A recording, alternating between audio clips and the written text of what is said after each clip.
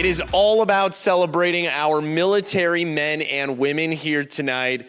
Thank you for joining us on the Northwest Pennsylvania Area Health Education Center pregame the pregame show here on Military Appreciation Night, presented by your Central Western Pennsylvania Toyota dealer. It is a terrific day to be able to celebrate exactly what you see behind me. From our beautiful friends at Rubber Ducky Balloon Designs, thank you to our veterans. Thank you to our military community. And what a day to be able to celebrate it here. It is Military Appreciation Night. This is an annual night for us. It's always one of our biggest nights. It's always one of our most emotional nights. And it's always a night that just means a little bit more than the average night. So for us, this is something that means so much to us as we get a chance to say thank you to our military men and women. Thank you to those who served. And again, thanks to our friends at Toyota. Thanks to our friends at your Central Western Pennsylvania Toyota dealer. We're able to make tonight just a little bit bigger with our camo hat giveaway. First 1,500 fans in the building are getting one of these. And as you take a look at these on screen with me right now, boy, these are really a terrific item. Beautiful camouflage Toyota logo on the back, Erie Otters logo on the front. You're not going to regret getting one of these, so make sure you get on down to the Erie Insurance Arena. These are special. And hey, as we talk about the military community, we have to talk about, of course, the men and women who served. And we're lucky to be able to have one of those families here in attendance tonight, and more specifically, an auto doll that went all the way over to Kenya on deployment for nearly the entirety of 2024. The Switzer family in attendance here tonight. Their dad, who was away on deployment, just got back on Halloween night. That is a treat. No tricks necessary. And now the Switzer family will be here in attendance tonight with Otto all the way back from Africa. So, hey, that's a heartwarming thing. It's a special thing. And it's part of the reason we're so excited to be able to celebrate our Military Appreciation Night alongside our friends at your Central Western Pennsylvania Toyota dealer. We've got a whole lot of fun. We've got a whole lot to talk about. And of course, we will be using this time to remember those who served and saying thank you to them. All that and more coming up when we come back on the Northwest Pennsylvania Area Health Education Center pregame the pregame show. When it comes to health education in the Erie region, Northwest Pennsylvania AHEC is the name to know. But what is AHEC? Do they provide education to high school students on health careers? AHEC does that. Continued medical education for professionals? AHEC does that. Training for community health workers? AHEC does that. And even more? AHEC, yeah, they do that. Learn more today at nwpaahec.org. Northwest Pennsylvania Area Health Education Center, advancing Pennsylvania's health through education.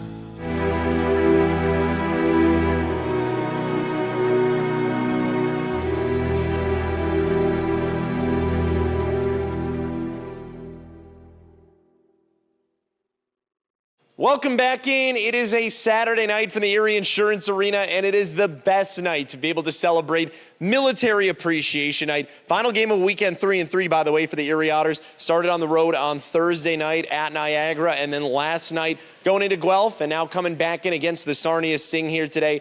It was the first game of the weekend that saw one of the biggest pieces of intrigue that we have been long awaiting for.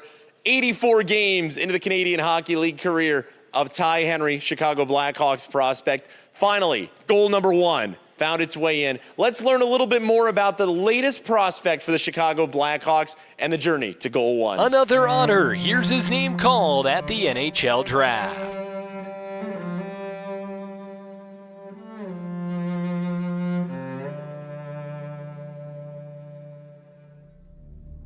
After a great second half of last season, Ty Henry was selected in the 6th round, number 163 overall by the Chicago Blackhawks. Henry, a stay-at-home defenseman with great physical attributes that should translate well to the pro game, has emerged as a core option for the Otters blue line. His hard work last season was rewarded with his selection by Henry Chicago. Racing up the ice, Henry shot, he scores!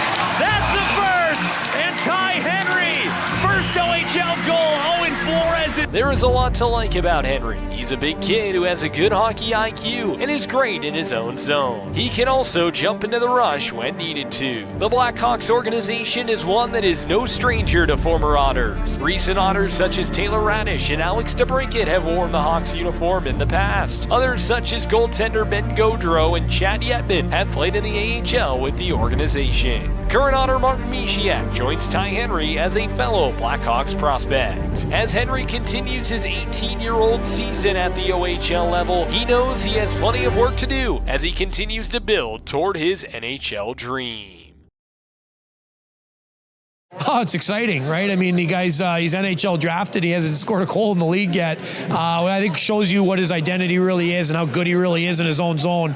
So those kind of players, you're happy to see him get success the other way. And yeah, that's a big one he'll always remember. Ty is an absolute lightning rod, and for him to finally be able to get that goal, well, you heard the excitement from us, and you heard the excitement from Coach Peroff. Big ups to him and excitement going into a Saturday night. We'll be right back here on the NWPA AHEC Pregame the Pregame Show.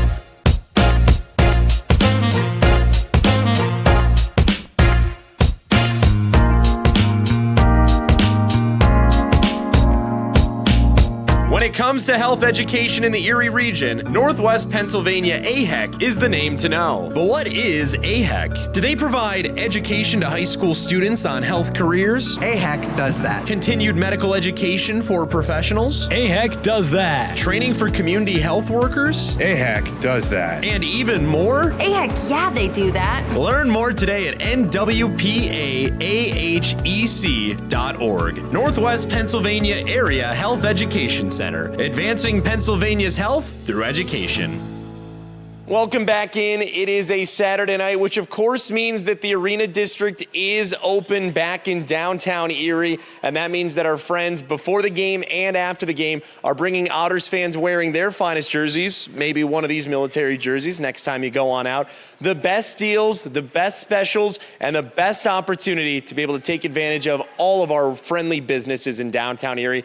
So if you didn't get a chance to be able to go before the game, please make sure you patronize after the game. You're not going to regret it, and you're certainly going to be able to enjoy a nice night out, saving a little bit of cash. And of course, if you're talking about a Saturday night here, it's always time to be able to talk about our Player to Watch presented by Roscoe's Sports Bar and Grill. That player's up on the screen for you now, so please pay attention to them. See what they do here tonight. It is going to be a big one. It is a big game to close out a weekend 3-3. We have high expectations for this player. If you're coming out to the game here tonight, our military shirt is our Rebich Investments merch item of the game. It's the most fitting thing that we can have, of course. Make sure you stop by the Otters Den team store. Go see Darcy and the team. Tell them that the pregame show sent you, and get yours while supplies last. Of course, our merch item of the game, as always, is presented by our good friends at Rebich Investments. Dash auction items back for the first time this season. It's been long awaited, and finally you get the opportunity to get some great stuff. Go to our Dash auction webpage. This will close tomorrow afternoon, so you've got plenty of time, but do not dilly-dally. You don't want to miss out. And speaking of missing out, we are officially back underway for our season-long jersey raffle. This is the best way to get every single jersey we own, like the one that you saw me wearing. Go and get your ticket. One ticket can win you every jersey that we wore this season, and that is the best deal that you're going to find. And of course, if you can't join us here tonight for a great Saturday night of hockey action, make sure you tune into the broadcast. It's going to be a fun one. Trevor and I have got a whole lot of good stuff cooked up for you. Of course, that is a great 7 o'clock puck drop here against the Sarnia Sting. Fun pregame show due up ahead, and a whole lot more as we get ready to celebrate Military Appreciation Night. Before we close things out here on the Northwest Pennsylvania Area Health Education Center, tomorrow is the anniversary, of course, the tragic anniversary of the wreck of the Edmund Fitzgerald and the 29 brave men who lost their lives when the gales of November came early. And of course, we also remember the man who immortalized it in song, in Gordon Lightfoot, who passed away back on November 17th of last year. A challenging time, of course, and one that is devastating to remember, but as we do celebrate our Military Appreciation Night here tonight and thank those who served. Of course, this weekend cannot go remiss without remembering these 29 men.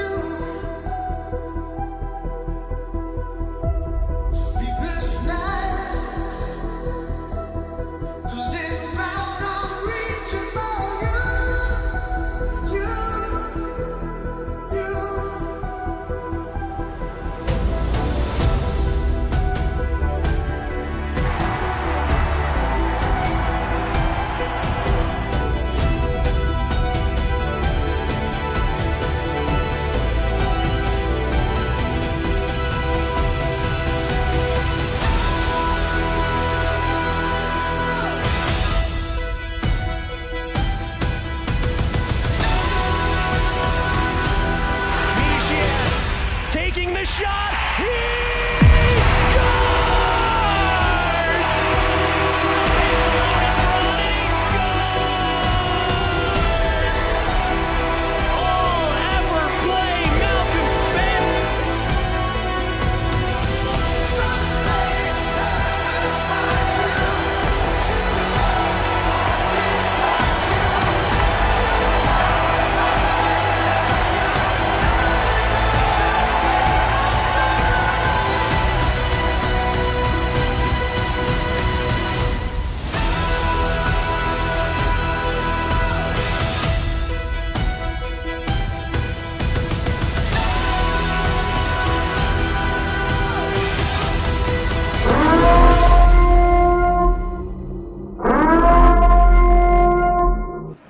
The fans are in full force on a night that could very well be a sellout here tonight. Sarnia is in town, Military Appreciation Night, and it's a special one as we honor the troops for Remembrance Day and for Veterans Day and have a little bit of fun while we do it.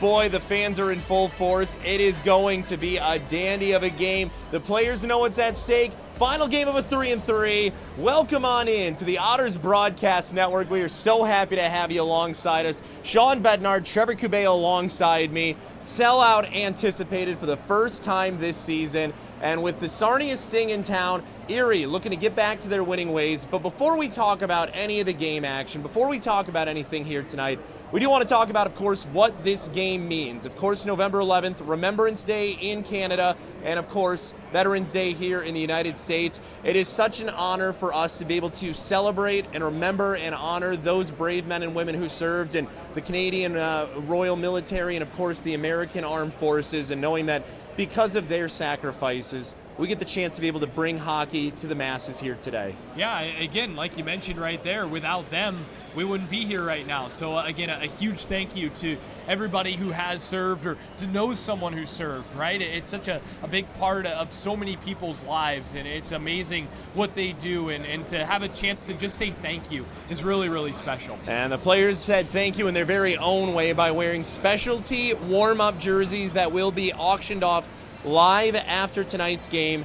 All net proceeds from those jerseys going to benefit the Disabled American Veterans Chapter 73 of Erie and Crawford County. So our little way of being able to give back. And hey, how about it? Again, we're going to talk about hockey in just a little bit here, but there are some things, especially tonight, that are bigger than the game. And the fans in attendance tonight will be rocking some military Army camo green hats, thanks to our good friends at your Central Western Pennsylvania Toyota dealers. So just another way to be able to give thanks and be able to show that support, even if it is just with a hat. Yeah, something small, but a small little token of appreciation, which is always cool, and a great giveaway item. They look great, and imagine see plenty of folks rocking them around Erie, PA here and around the rink tonight. I've already heard a lot of compliments about the hats, and we have a lot of compliments to give on both these teams when we come back here on the Otters Broadcast Pregame Show.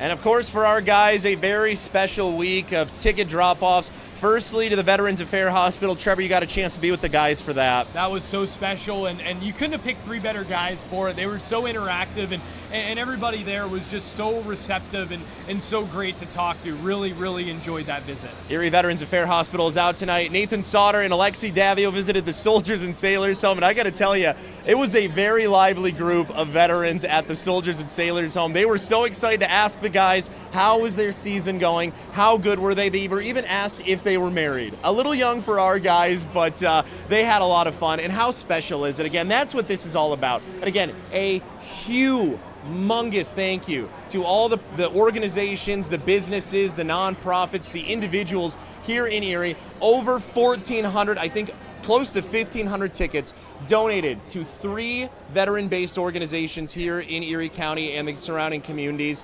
That means that 1,500 military men and women, veterans, retired and active duty, and their families got a chance to be here tonight. That is so special, and I think Dylan Edwards put it the best when we were over at the VA. He said, you know, you guys have done so much for not only us, but of course, you know, as Canadians, it's a little different for them, but, you know, for us to at least just take some time out of our day and say thank you, like that means so much to us. And from Dylan Edwards to say that, just a really cool moment, and you, just to see the appreciation that something as small as just going by and saying hi and taking some photos, right? That means so much, and amazing that we have the platform to be able to do that. And again, this is a night that just is so special for so many reasons. And I know so many of our season ticket members, they were coming in wearing the garb of the Vietnam veteran hats and the Korean War veteran hats, and just being able to show off, again, another facet of their pride, knowing that they served, while also being able to parlay that into being able to represent their Otters pride. It's special. It's a reason that we do this. And again, we say thank you to the men and women on both sides of the border who have served. That's why we wear the poppy, and that's why we have nights like tonight. Well, when we come back here, we'll talk a little bit more about hockey and get you ready for tonight's game. As we do come back, we'll of course hear from the players earlier this week on their thoughts of last weekend and earlier this week.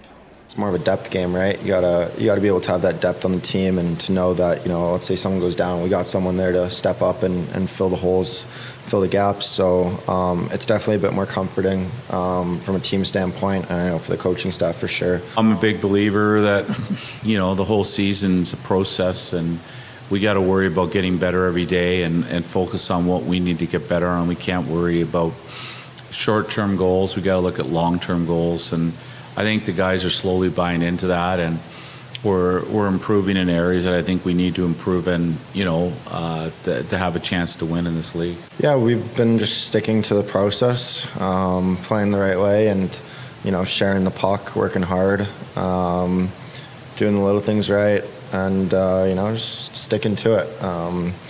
Don't change what works, you know. So. OHL Live on CHL TV. What a goal by Michael Mesa! Every goal. What a rip! Every save. What a save by Oscar! On every device. Nothing gets better than that! Here's the rookie. Schaefer shoots and scores! In every market. Back in Seneca scores! all season long. Green Tree went through. Green Tree scores. Subscribe now at watch.chl.ca. OHL Live, the home of every OHL game. Welcome back into the Otters Hockey pregame show, and welcome on into another edition of Across the Ice, previewing tonight's opponent. And for the first of 4 times here this season, the Sarnia Sting are in town here at the Erie Insurance Arena. And joining us to chat about the starts of the season for the Sting is the head coach, Alan Letang. Coach, thank you so much for taking some time to join us. Oh, my pleasure. Anytime. So first of all, it's been kind of an up and down start for you guys this season. What have you seen from your group here throughout the first 15 games or so? I think we have had a few ups and downs, which you kind of expect a little bit with a younger group and a few young guys coming in. Obviously, you lose like a Cooper Way and a Marco Sikic who are huge leaders in our group, and we didn't really realize how much they did for us until we got back in. But I think we've got a few guys that are getting comfortable now and are stepping up in that kind of role. We've had Lucas Fisher and Easton Wainwright and Zach Felak have all done a great job kind of coming in and picking up the slack. And then we've put a little bit of pressure and some higher expectations on some of our second year guys in a Ryan Brown, a Carter Kostic, a Huey Hurt. We gave Ryan Brown and Huey Hurt a letter this year just to kind of groom them for kind of the future for us and get their feet in, get their feet wet a little bit, understanding, how difficult it is as a 17, 18-year-old to hold teammates accountable and then reach some of those expectations. So I think all in all, we're moving forward. There's always those little growing pains, like I said, with a young team. But, when we bring our work ethic, when we bring our competitive edge, we've shown this year, we've played some real good games against some good teams and, early on found ways to scratch and claw points that we needed early on. Yeah, pretty young team for you guys. What have you seen behind the bench from some of the younger guys stepping up and contributing? I think it's just getting their comfort level, right? The understanding the daily grind, the ins and outs of, how competitive this league is night in and night out. There's no easy games in the Western Conference, and there's no easy games this year in even the Eastern Conference anymore. There's some real good teams over there that are highly competitive and have some high end skill. And I think it's just continuing to find some chemistry with with our top 6. And, we've asked some of those young guys to produce this year, and that's maybe a little bit unfair to them, but in the end, this is what they've been waiting for, right? They've been waiting for that opportunity to show that they can produce. And like I said, we've been a little inconsistent, but we found pockets where we played some really, really good hockey. Yeah. What have you seen from your group on the defensive side of things as well? I know, again, it's been a young group, but how have you been able to kind of tighten things up defensively? Yeah, we've got incredible goaltending all year from Nick and Ev coming in. They've played some tough games on the road, and we lack a little. What we lack on the defensive side with maybe a little bit of experience, maybe a little bit of size.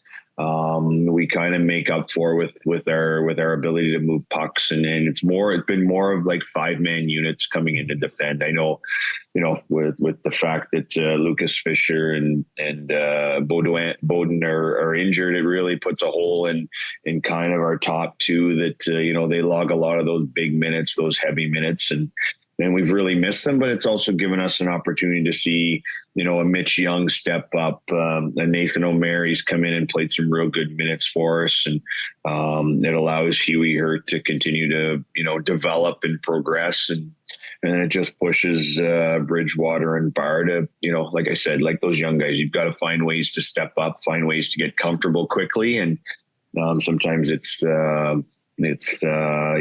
trial by fire at times out there at times. What are some of the differences with this group that you've seen so far versus some of the other teams you've had in Sarnia in the past?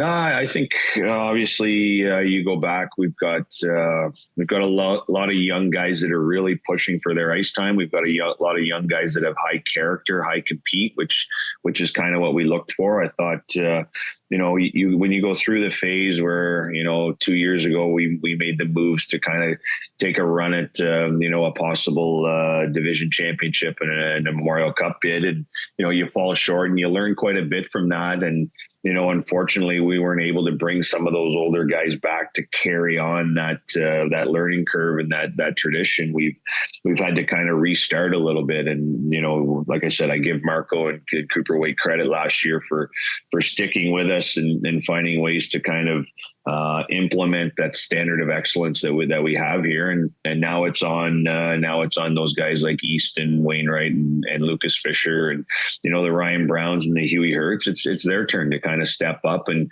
put their stamp on this team. And I think this year we've shown what we've got down the road when they hit 18, 19, and like I said, high character kids love to work. They love being around the rink. They ask great questions, and then they're motivated to keep getting better. And unfortunately, we just can't fast forward to when they're 19 years old. And we've got to be patient. We've got to find ways to win hockey games and manage pucks a little bit better.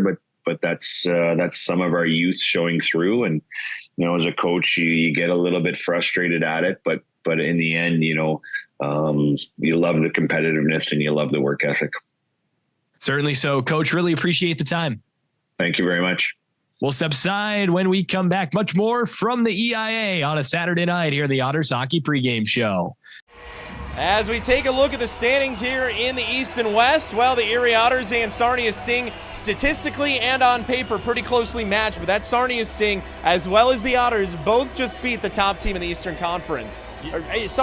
Niagara was able to down Sarnia in getting a win back on. So Erie down Niagara down Sarnia. Now it'll be a tough test to see who's got it. Yeah, both teams coming off of frustrating nights last night, and we'll see who's the one that wants to step up and respond. And with that in mind, we take a look at what is going on around the league here. Already some games well underway. What is going on tonight? Again, goaltending need not apply. 9 goals in Brantford, 9 goals in Kingston, and then we'll see what goes on tonight. Sarnia's here, Sioux's at Flint, where Trevor will be on Wednesday night. Kitchener's at Owen Sound. Windsor is in Saginaw, where Trevor will be on Friday night, and then Sudbury visiting Barrie. Of course, our GOJHL game of the night for you. The Hamilton Kilty Bees, the former club of our very own Ken Paroff, taking on our boys in Port Colborne tonight at the Vail Center. Going to be a really good Eastern Conference battle in the GOJHL there. And we got a great one in the Western Conference to open when we come back here on the Otters Broadcast Network.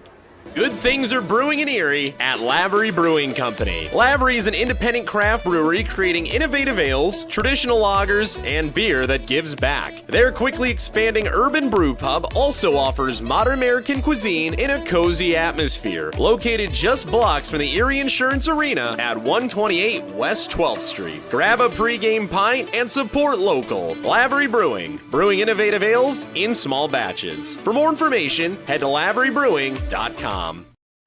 Let's take a look at Cabea's keys for tonight's game. And we went with some military terms here tonight on, of course, Military Appreciation Night. Thunder Run for the Sarnia Stings and Siege Engines. Again, for Sarnia, you want to see them try and really take it to the Erie Otters. This is a young team, a lot of young players that are going to look to make an impact. On the Otters side of things, shoot and scoot, and the few, the proud.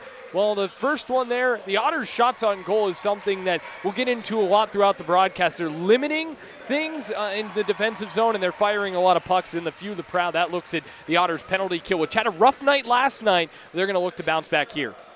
And it's going to be a really good night of hockey action. As you see the Otters taking the ice in our junior skater, Otto's still rocking our Military Appreciation warm-up jersey, so good to be able to get a chance to still see it. We got the giant flag ready to come out. Trevor, it's going to be such a special night, and of course for us, a community that is so built by its military presence, and especially you look back, the War of 1812 and everything that took place directly in Lake Erie.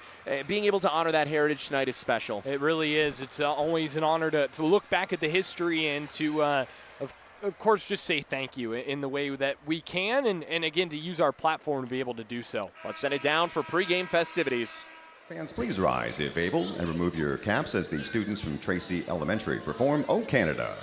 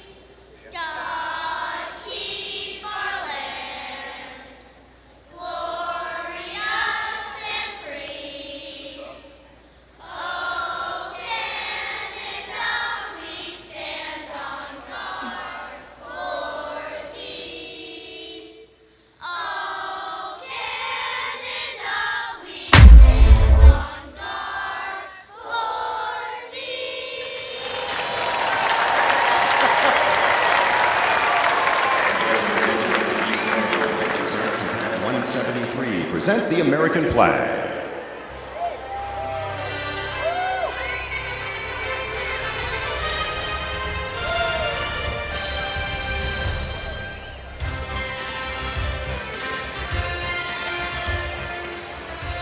And remaining standing is the kids from Tracy Elementary to perform the Star Spangled Banner.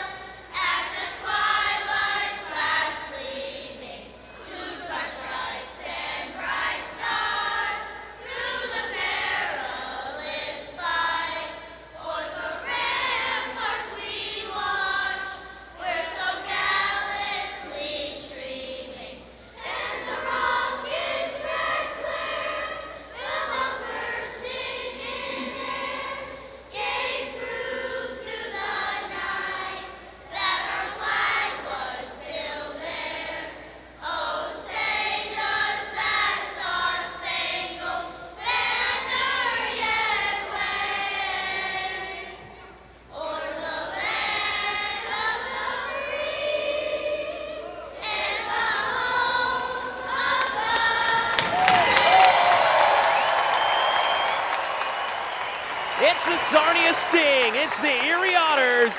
And it is Saturday night hockey action here in the Ontario Hockey League.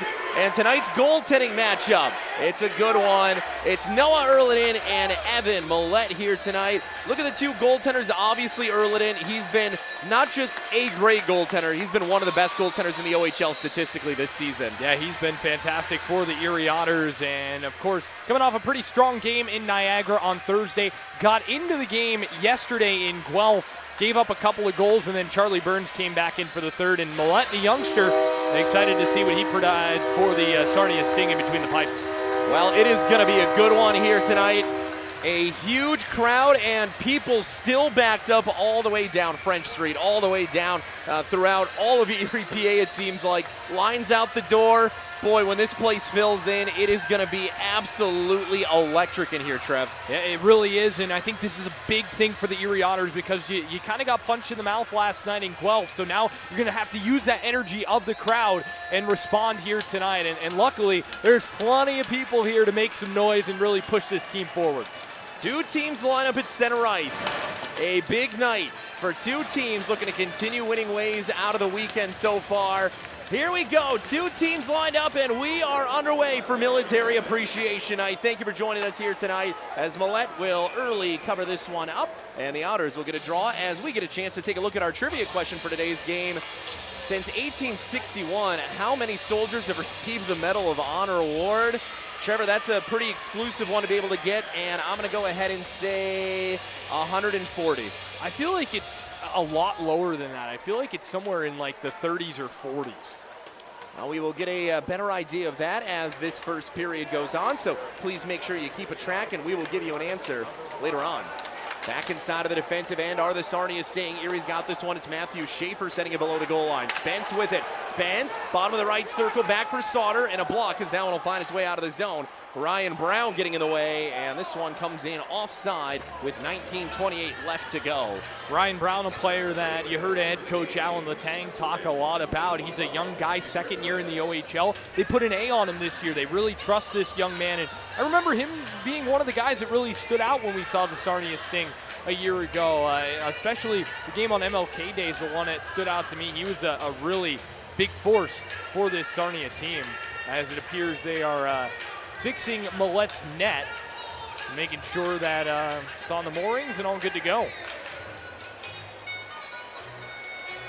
Hasn't even faced that much action, and they're already making sure, and I think that's the reason you want to, because, boy, what was it, a couple of weeks ago, there was a puck that slid underneath the net and had to be a called-off goal? Yeah, Sam Alfano was who had put it in, and it was wild because the net didn't really get bumped up. It just slid right under, so you got to make sure it's all good, and might need Billy come on out there to re-drill the hole for the pegs. Well, as the game gets a little bit longer of a look here, again, we talked about this on Thursday night, exact same thing. You start the game off, you have the energy, you're riding off the building here, and then the next thing you know, you're in a longer delay. I was going to say the exact same thing. That was kind of how the game started on Thursday because you had the review for the penalty on the high stick call that went on Nick Frasca. So you have now, again, a little bit of a delay. Luckily for both teams on a penalty situation, but you played 32 seconds.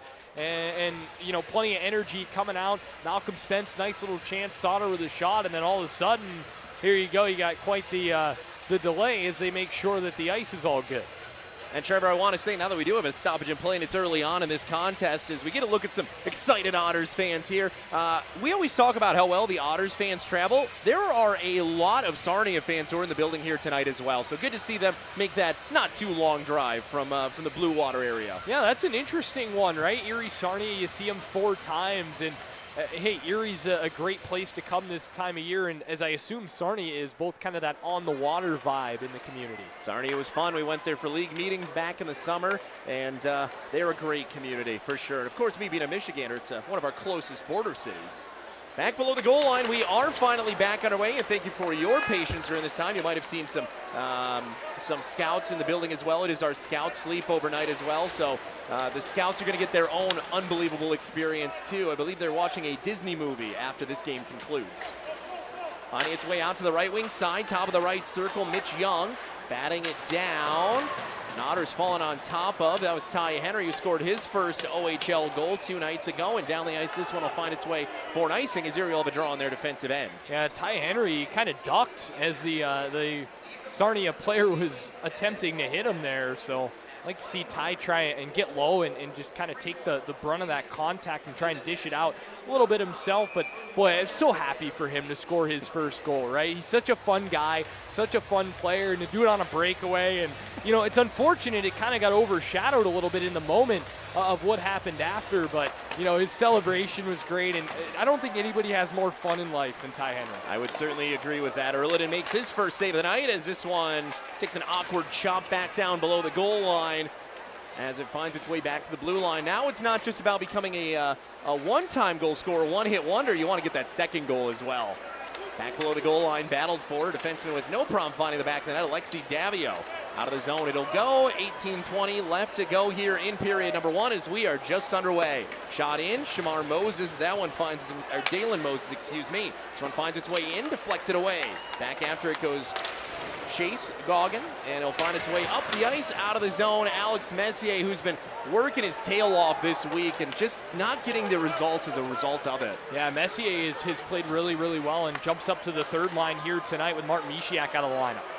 Top of the left circle, shot and a save made by Millette. Erie with its second shot, and we'll have a draw inside of the offensive end with just over 2 minutes gone by. Gabriel Frasca letting one fly there too. He's been another player. He picked up a point last night in the win, or in the loss, I should say, in Guelph, and you know he's been buzzing around, right? I thought he played really well in Niagara on Thursday. Of course, had the extra motivation going up against his brother Nick, but good to see number 86 starting to really settle in here in Erie.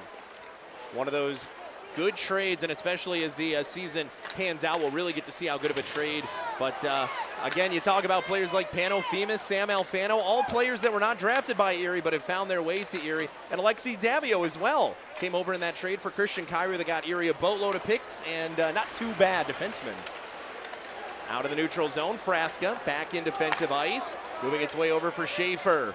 Schaefer forward, this one will find its way out from the left wing side for Spence, in for Alfano. Alfano trying to make a move to the net front. Good job done defensively down there. Instead, it'll find its way back below the goal line. Taken by Matthew Anderson. Up and out right wing side. Here come the Sting in. Zach Felak making his way down Main Street. Back below the goal line it'll go. And the Otters finally slow this one down with 3 minutes gone by.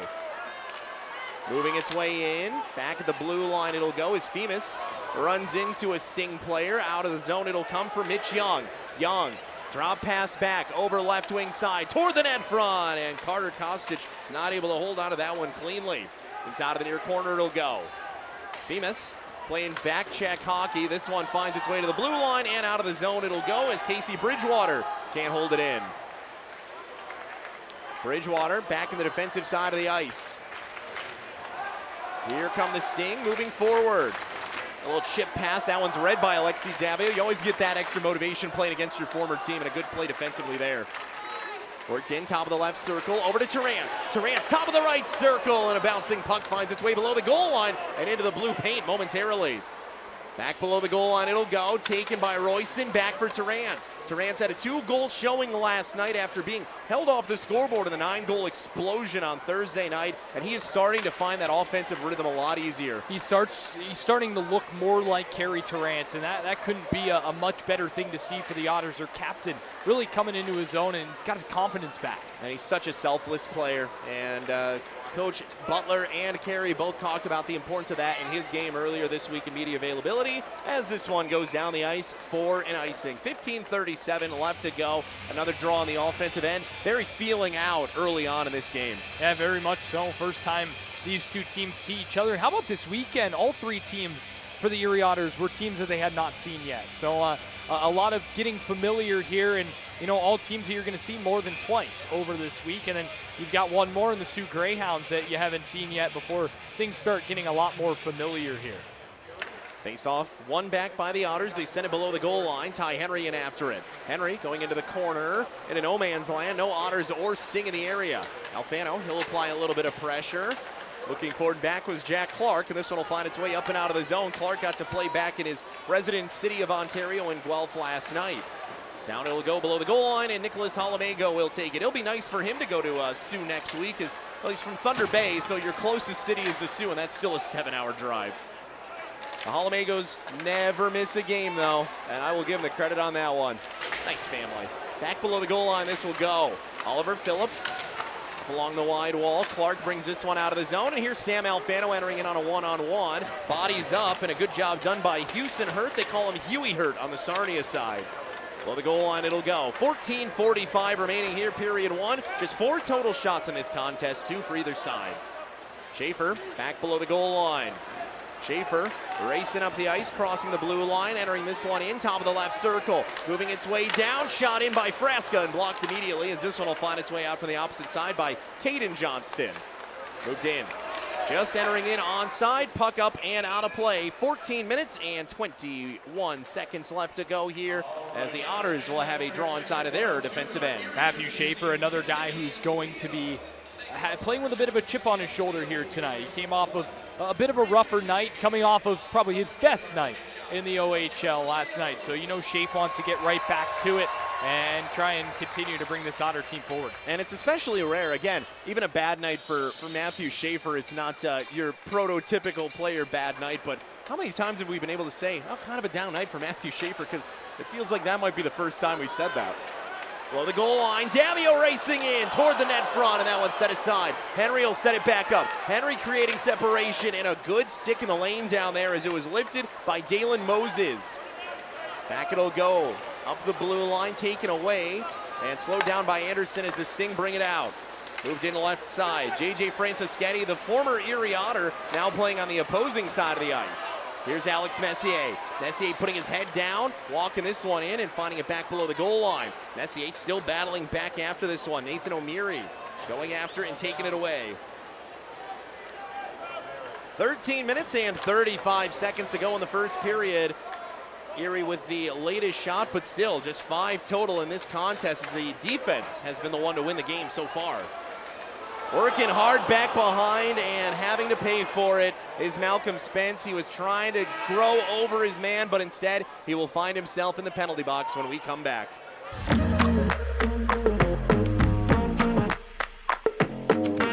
My time in the OHL allowed me to prepare for life as a professional hockey player at a young age. The development opportunity players are provided by playing in the OHL is unrivaled. The support systems teams have in place help players immensely once they get to the next level.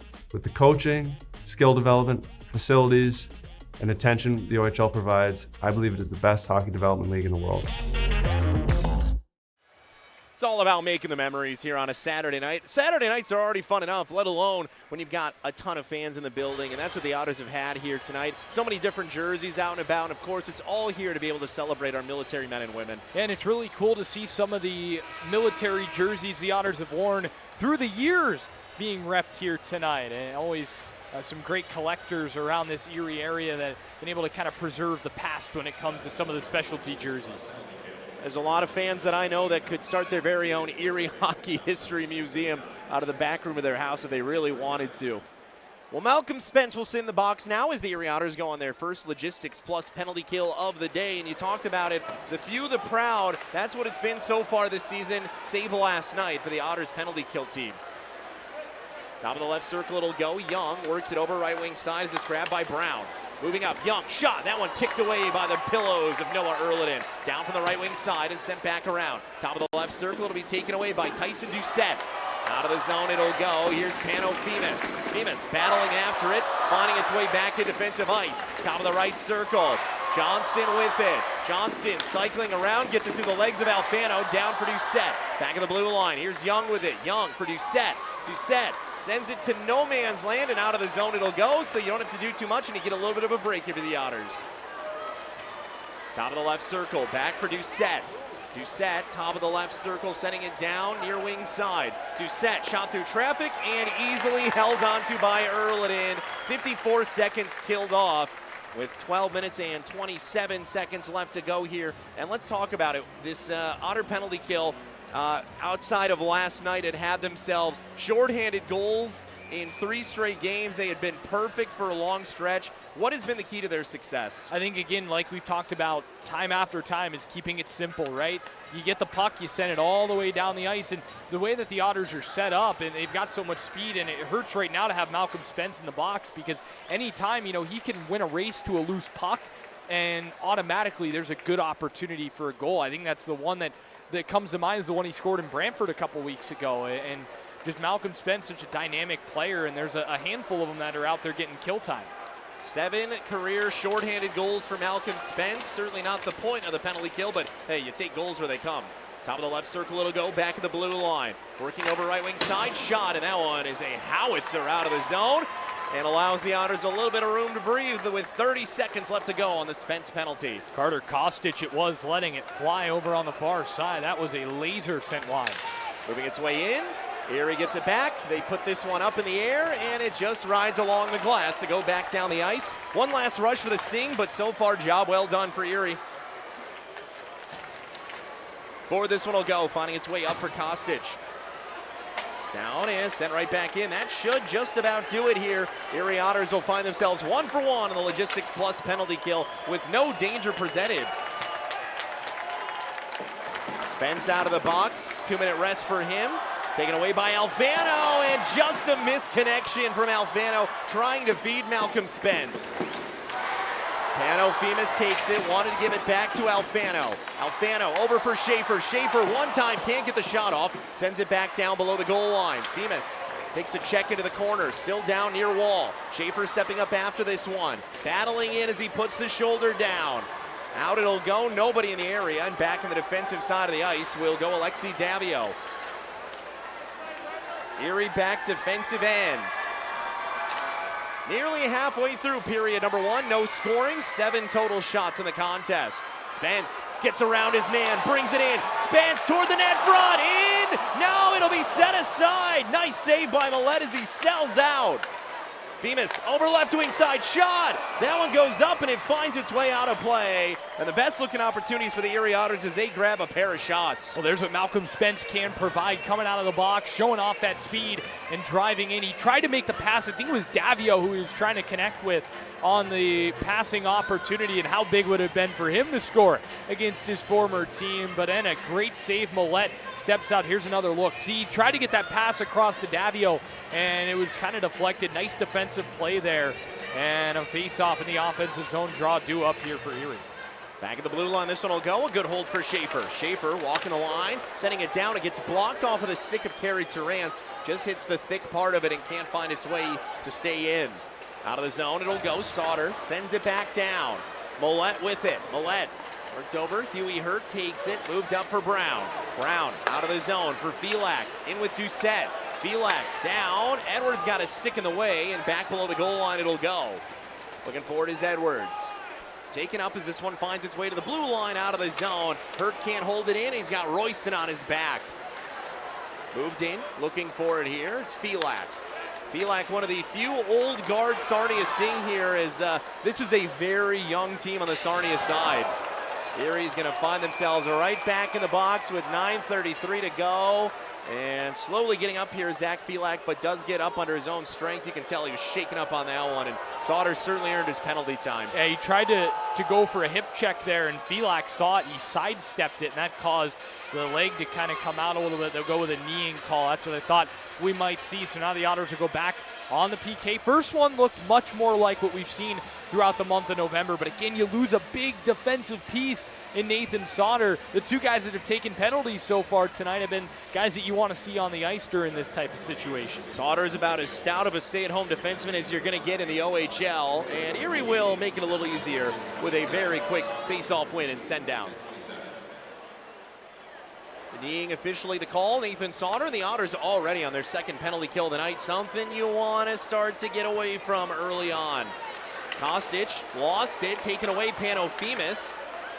Femis will go all the way back to greener pastures, and he just does his job and flapjacks it down the length of the ice. Opening 30 seconds of this penalty kill, killed off. And 11 minutes of this game already gone by. It's been a quick moving period. Back below the goal line it'll go. Schaefer takes it. Schaefer up the wall, worked over right wing side, collected back in by Karmov. Erie takes it, using the glass, and it will hit the bench and go out of play, not for a delay of game, so Erie will get a draw. This one should be out to neutral ice. Yeah, it looks like it will be, but again, so far so good here on the penalty kill for the Erie Otters, looking to just keep putting the pressure on and not allowing Sarnia to get set up. And you take a look at Ryan Brown, a player that you had spotlit a little bit earlier on in this game. And one of the few players, there hasn't been a lot of players who've been able to make too much noise in this one, but a player who's certainly been more noticeable than the rest. Yeah, playing up here on this power play with Felak and company. And you mentioned Felak, of course. He's one of the guys that, yeah, I remember him coming up, and when he was a young player, now he's been sticking around here in Sarnia. Spence, oh, a nice defensive play done down there from Tyson Doucette. You don't want to let Spence get loose no matter how many men are on the ice. First minute of the penalty kill, killed off here for the Erie Otters as they are looking to go 2 for 2. Here comes Brown, but Spence will take it right out of the zone. Here's Spence on a one-on-one. Spence trying to get himself loose and sent down out of the ice by Young. No arm up for the official, will play on. And Young, who lost his glove, got it right back. In from the top of the right circle. Johnson sends it down behind for Felak, who took that knee that forced this penalty. Back of the blue line, Young with it. Johnson as this one finds its way out of the zone. 30 seconds killed off. Young over for Johnston. Johnston in, top of the right circle. It'll find its way over. Lost, and off the mid-glass. It'll jump out of the zone. That's all you have to do if you're the defense, and Erie's as good as anybody for it. Nice work from the Otters PK so far on this one. Outside the left circle, this one goes. Final 10 seconds of the penalty kill. Sent along the wide wall. Won't have enough to escape the zone, and it will be ridden out of the zone. Nice job done by Messier using the physical body.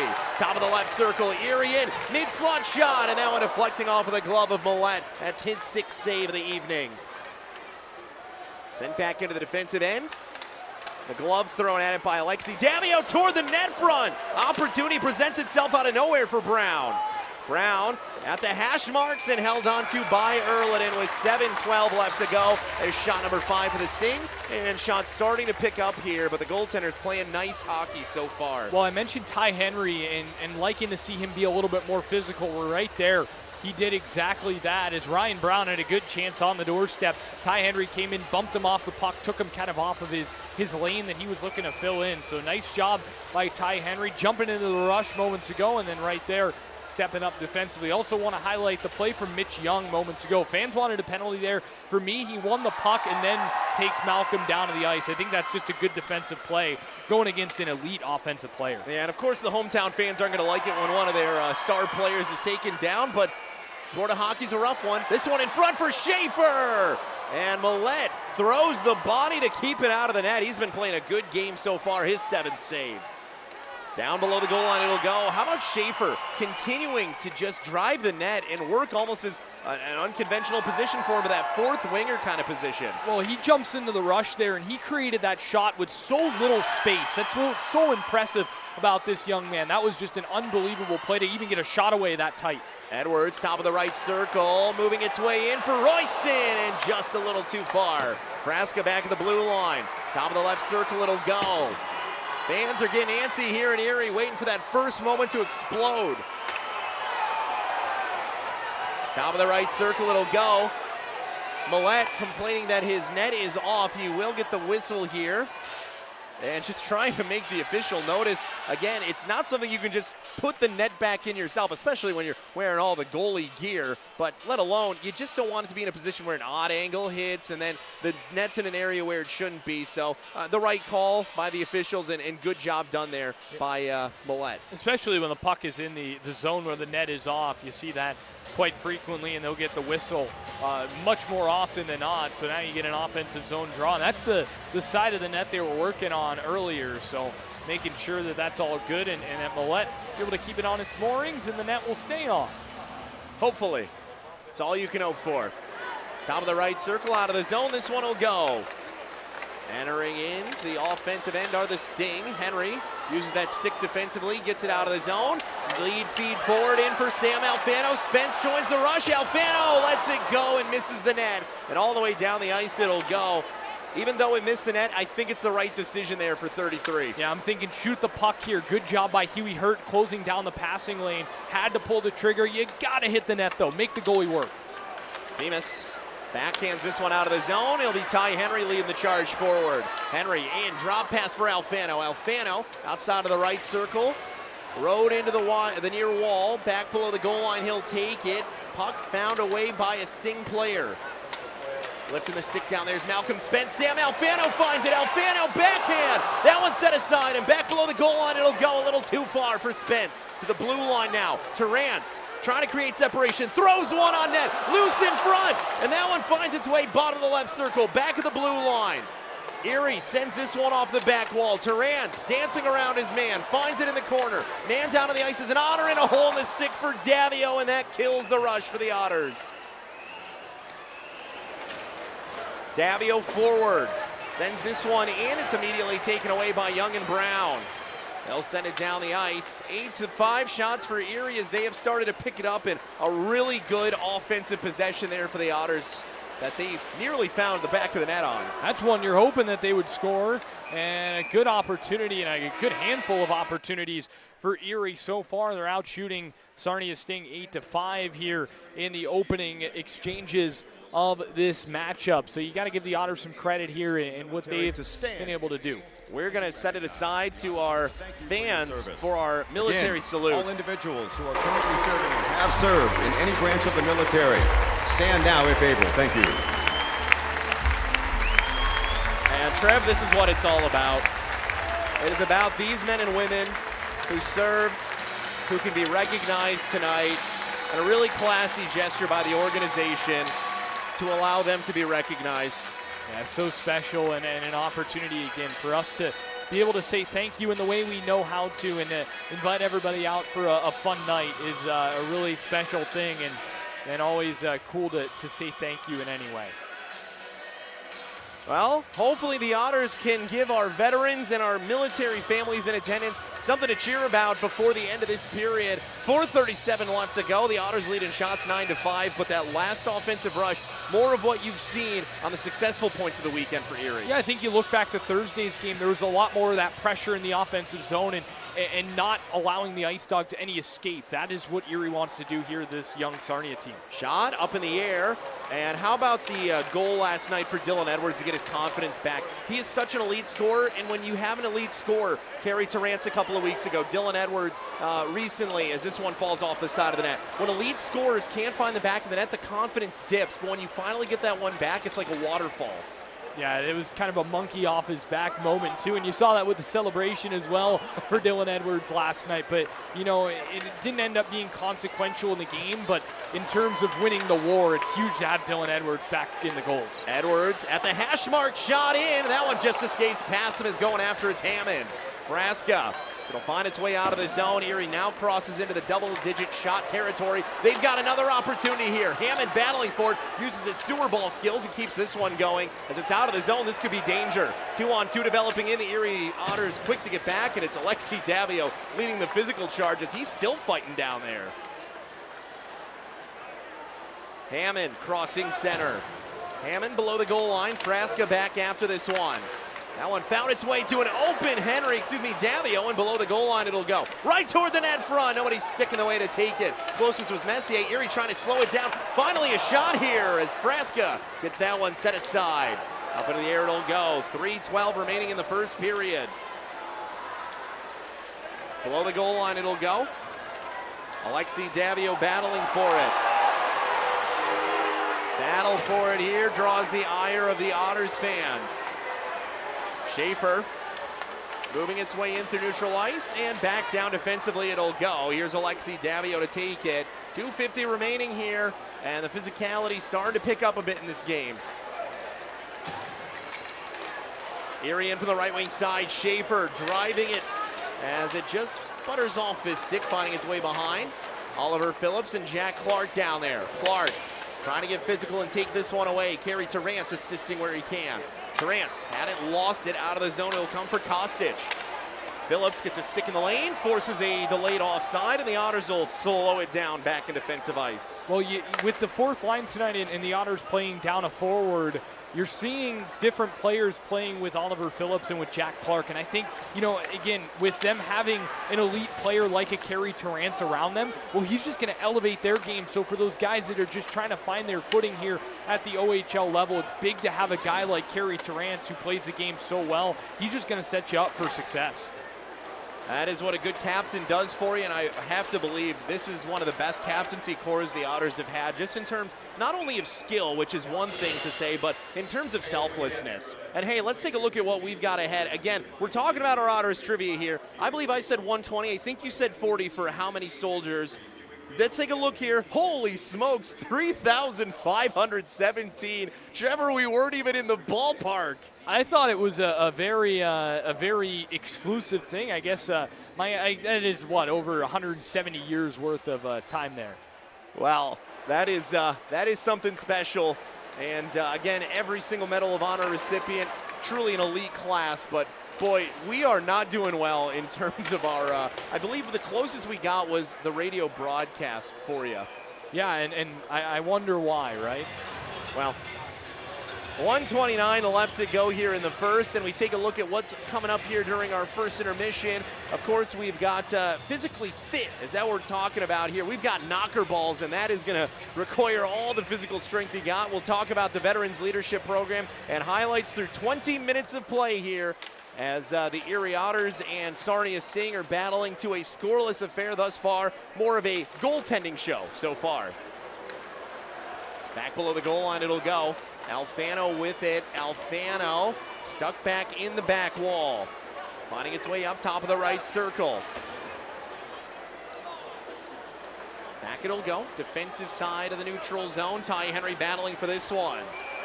And we get a whistle here as a penalty is going to be coming up.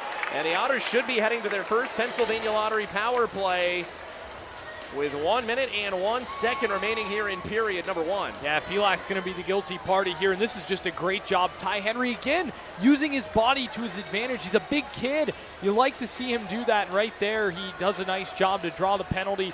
Felak the guilty party, and the Otters will go to the power play. Nice work, Ty Henry. Well, this is a great spot to get a power play into. Obviously, there's never a bad time to get one, but when you're talking end of period, you know, in a game that's been a tight one so far, this can be that spark. Well, you look at last night's game, and for the Guelph Storm, they had 2 goals within the last minute of the period, and the same guy scored both of them. So, and look what happened there. That just tells the story of how big it is to score late. So we are on the Pennsylvania Lottery power play. It's taken by the Otters over with Themis. Themis left wing side for Edwards. Edwards unloads, and that one is deflected away by the backside of Huey Hurd. Top of the left circle, this one will find its way toward the net front, jammed away. Schaefer trying to find it through. Where's the puck? Everyone's on top of it. Whistle blows. Edwards pointing at the puck, but the whistle was clear, and there is no goal. Oh, so close, seconds away for the Otters, but clearly the whistle. That's why everyone stopped, and that's why that puck finds the back of the net. No goal. We had one of these in Guelph last night as well. Jake Carabella had scored a goal, but a whistle had gone beforehand, and this one here, I believe the official behind the net had lost sight of the puck, and when you do that, you're instructed to blow the whistle. I think that's the right call and the right job from the officials, and it was pretty clear that you heard the whistle as they get together in front of the penalty box here. So I don't know if this is maybe an opportunity for them to take a look, but for you and I heard it just as clearly as you did. And I think our fan base was able to hear it just as clearly as well. Under review. Well, I don't know. I mean, even intent to blow whistle is enough to call a goal off. So whistle, it was clear as day. If we both heard it, I'm sure our listening audience heard it. Our crowd mic was able to pick it up. So maybe you're checking to see if before the whistle, but you can't test that with the video review like that. So I'm glad they're taking a look at it, but I think this is a clear no goal. We'll get another look at it here just to see if it did sneak in at any point.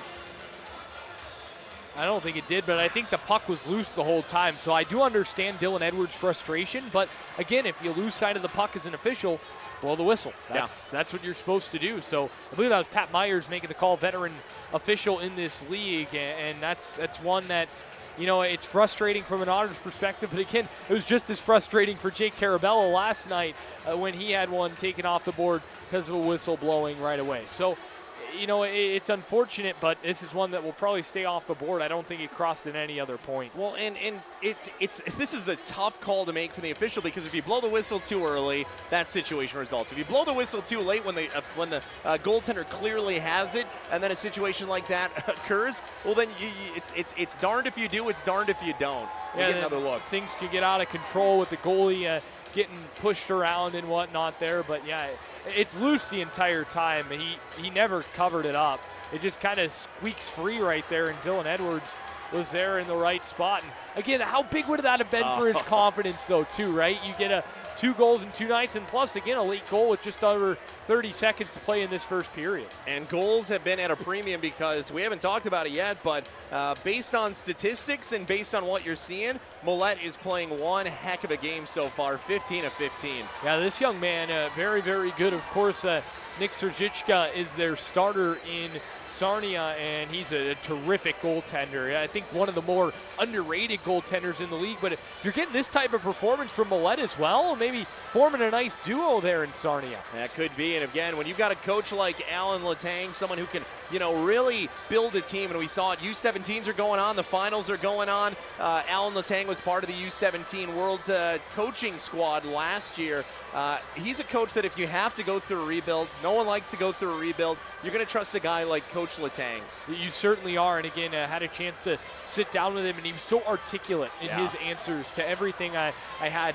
Usually when a coach is that talkative and that strong in an interview and saying this is what I want to be and this is what we want to do, well, those are the ones that tend to have a lot of success. And Alan Letang has certainly done that at this level. I mean, you look at when Ben Gaudreau was there a couple of years ago and they went on that deep playoff run. And now, again, that's how things change in this league, right? They're very, very young, but they're doing it right in Sarnia and building around a pretty good young core. And, again, they're really banged up as the no-goal call is made. So it'll stay a scoreless game and see if the Otters can maybe find a way here late on the frame. Based on how long the review took, I have to believe they were trying to see if it had found its way in any time before, obviously, that initial save was made. But I think it was pretty clear. We had an official right below the goal line who was watching like a hawk the entire way. No goal, and it's the right call, even if the fans in Erie aren't too fond of the call. Well, now you know what you have to do if you're the Otters? Score a goal. Yeah, why not? And why not get it before the end of the period as well? That would be huge. We are back underway after a lengthy delay. Henry with it at the blue line. Henry over left wing side for Davio. Davio down just through the legs of Malcolm Spence, taken away by the Sting.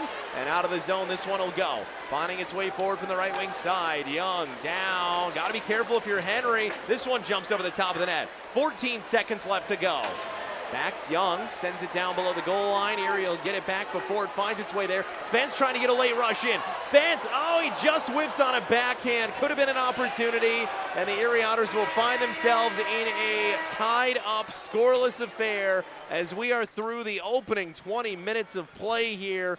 What a period that one was. It was the goaltenders who were doing all the work as we have goose eggs, as they say, on the board. 0-0 game right now. But after a slower start where teams weren't finding shots and teams weren't able to really create offense, I really thought Erie took over in that department. But you're running into a hot goaltender right now as Millette was able to stop all 15 that he faced. And they weren't just easy ones. They weren't little chip shots. He had to make quite a few athletic moves. Yeah, and you look at the shots on goal total, 15-6 right now in favor of the Erie Otters. And this is, again, following the theme of what they've been doing over not only the month of November, but stretching into that last weekend series of October after that Barrie game, right? They have not allowed any more than 30 shots. They haven't not even allowed 30 shots in any game since that Barrie game, and right now Sarnia is at 6, so that would put them on pace for 18 for a 3-period total. And if you're doing that, you're going to be pretty successful, keeping pucks away from your goaltender.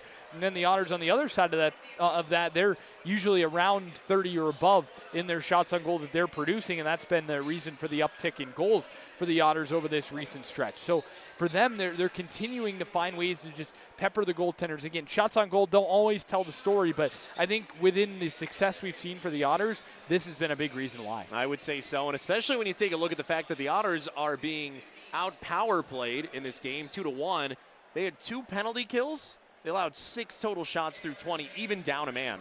And that's huge. That is always big to be able to put that together and to not allow your opponent to get too many good opportunities. And when the penalty kill is doing well, hey, they're blocking shots, they're getting in lanes, and then you find the odd opportunity to fly the zone and try and steal one for yourself. So really got to give the Otters credit. I thought they played a pretty good period, just lacking the reward of a goal at the end of it.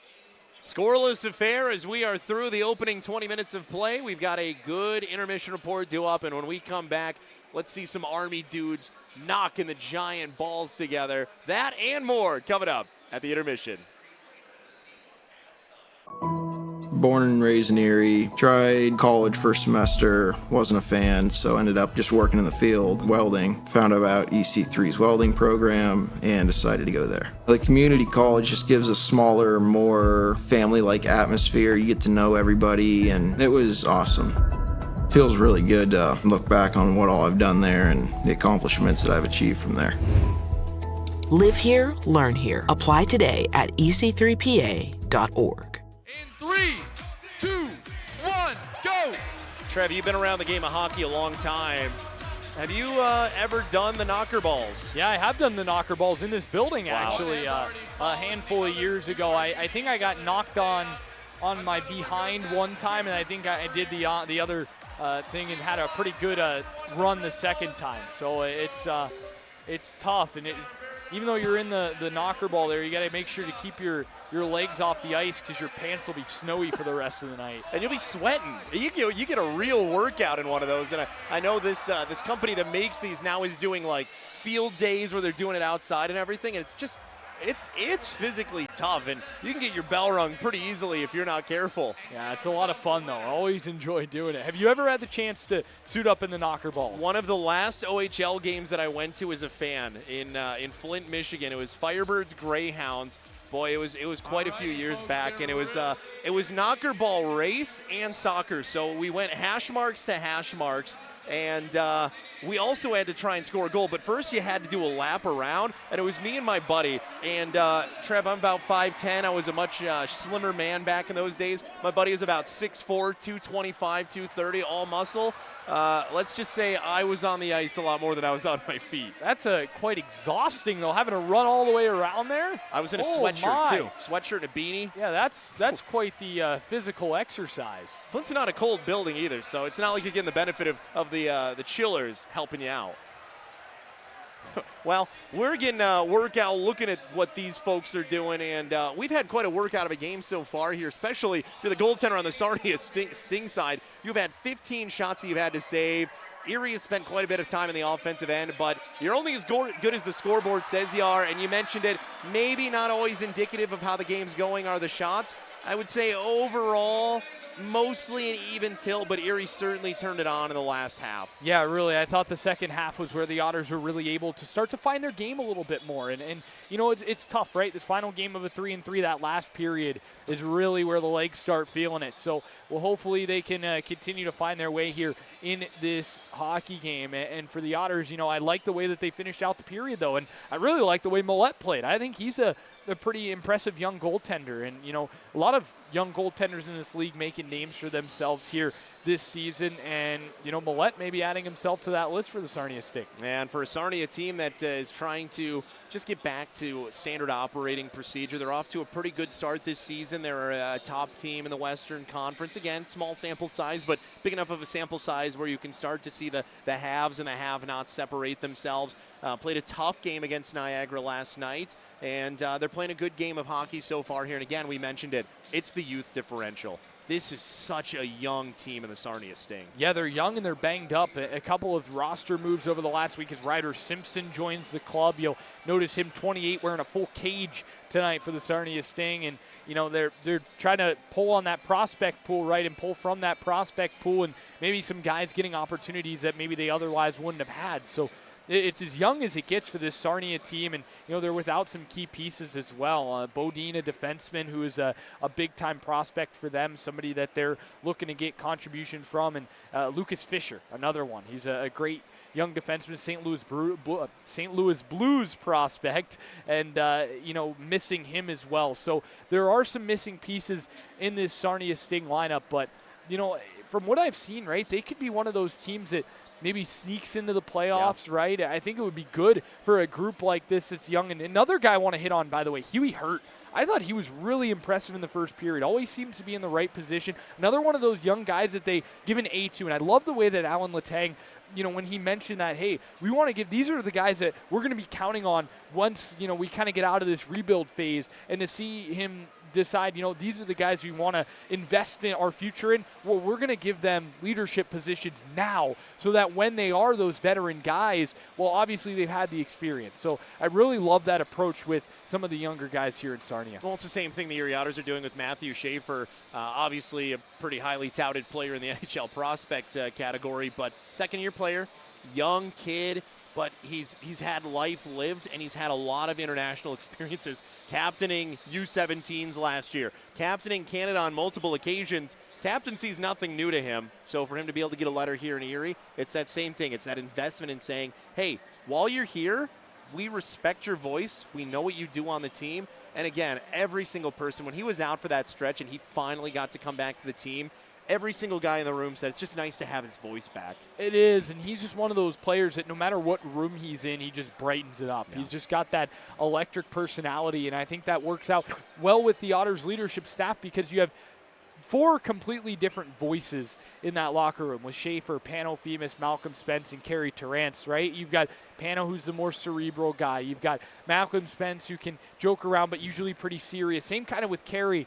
And then you've got Matthew Schaefer, who's just fun-loving and always, got a smile on his face. And not to say those guys don't, because they're all great individuals and all just phenomenal leaders, and you heard a lot about that with Kerry Terrence and what a great leader he is. But I agree with you with Matthew Schaefer, kind of that investment type thing where, hey, there's probably going to be a time if he doesn't make it to the NHL at 18, which I think is a very possible thing for him, that he'll probably be wearing the C here one day. And I think that's an investment in saying, hey, we invested in you as a number 1 overall pick, and kind of a little reward back to him for how great of a leader he is and for how great of a player he is. There aren't many better in our leagues than number 48 for the Navy and Gold. When you're in a 0-0 game after 1 period of play, you start to invest in your leaders and what they're saying, and both teams will certainly have to do that when we come back for period 2. We'll take a short break, and when we come back, we'll take a look around the Ontario Hockey League.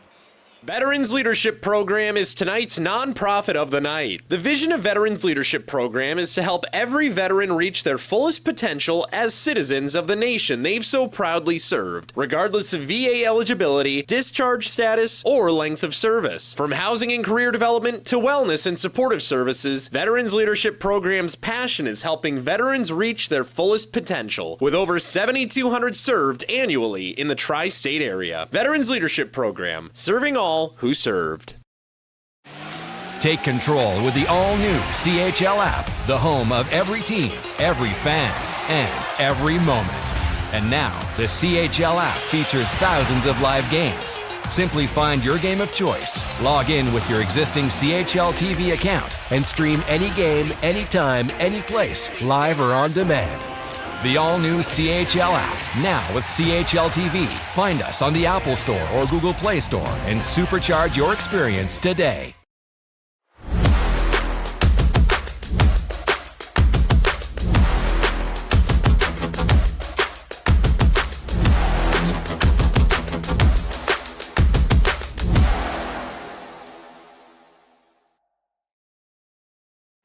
Welcome back into the Intermission Report. Sean Bednar, Trevor Cabella back alongside me. Military Appreciation Night. We can officially confirm it. We have it on record. Sold out on a Saturday night here, over 6,300 strong on a Saturday night early in the season. You're not surprised to see it be in this game, but it's always special when the Erie Otters are able to welcome out a full crowd of fans. It always is. It's always loud in this building. Now they just need a goal to cheer about, right? They had one taken off the board, and rightfully so. But, yeah, any time this place is packed on a Saturday night, always a special, special place to be. And, hoping that, again, the team can give them something to cheer about and get them up off their seats and make it some noise. Yeah, the Erie Otters in a scoreless affair right now with the Sarnia Sting. It is a 0-0 game. 15-6 shots in favor of Erie. What do you think either team needs to do after seeing that first period of play? What do you think they have to do to take that next step in the second? Sarnia's got to try and find ways to create some scoring opportunities and create a little bit more zone time. I thought Erie did a great job on the forecheck and not allowing Sarnia too much offensive zone time and zone pressure. Now for the Otters, again, I just like the way that they've been able to forecheck. They just haven't been rewarded for it, right? Millette has, give him all the credit, right? 15-15 in the period. He's been very, very good for the Sarnia, for the Sarnia Sting. And then on the Otters side of things, Noah Erliden hasn't been tested at all, which I think that's a testament to how good they played in the defensive zone as well, and not allowing Sarnia to set up offensively and to really create some scoring chances. So I think for Erie, just keep doing what you're doing. For Sarnia, I'd like to see a little bit more from them in the O-zone. Passing lanes, relatively open on the Erie defensive side. Shooting lanes, they've not been there so far. And I think even with the two separate power play opportunities that you saw from the Sting, they got 2 shots, I think, total on the 2 power plays. I mean, they have 6 total in the game. They had 2 in the opening 3 or 4 minutes. 4 total shots through the rest of the period, and I believe it was only 2 total. 2 on the first one, none on the second one. you got to be playing a good brand of defense to help that. Yeah, the Otters have been very good on the penalty kill, and Sarnia just hasn't been able to set up when they've had the opportunity. So, again, I think that's just more of a credit to the Otters PK and what they've been able to do on the man disadvantage than it is on a Sarnia side of things. But, again, I think if you're Alan Letang, you do want to see a little bit more from your group here going on to the second period. Again, they played last night. They got in here a little earlier than the Otters did, and Otters were a little bit further away there in Guelph than the Sting were over in St. Catharines. So you got a little bit of an advantage, really, as a road team here with that type of situation. Otters playing the 3-3. Sarnia was in Owen Sound on Wednesday, off Thursday, Friday, Saturday. Wild schedule, by the way. It's insane. But the nice thing about it was they got to take the off day at home versus on the road, which is usually the case for the Otters. I don't know if there are many midweek games where you do get the off day at home and then have to go back on the road. I can't think of many circumstances where that would be the case. So for Sarnia, having that as an opportunity is big, I think. Erie does have a man advantage when we come back in the second period. When we come back in the intermission report, we'll have a take a look around the Ontario Hockey League at tonight's scores here in the OHL on a Saturday night. Most people don't recognize me when I'm not in uniform, but when I carry my Erie Bank card, I get treated like gold. Experience better banking with Erie Bank.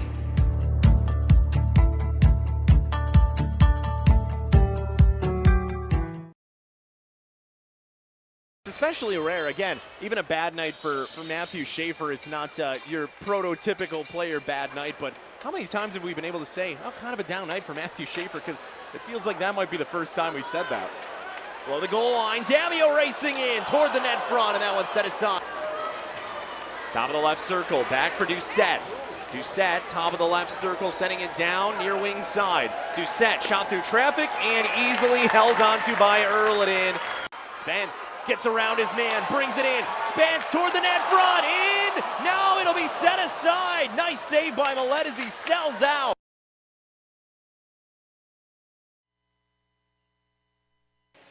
And as we look around the Ontario Hockey League, a busy Saturday night to say the least, and a high-scoring one. Niagara, well, that's back-to-back wins for them now with a 6-4 decision in Brantford.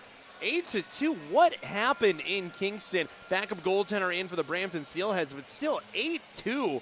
That is an offensive explosion for the Frontenacs. Yeah, rough night for Brampton, but for Kingston, they're a team we saw, and they didn't look great offensively, but hey, 8 goals will take it. Sarnia Sting and Erie Otters, as you know, if you've been watching, we're in a 0-0 game here. Sioux up 4-0 after one period of play in Flint.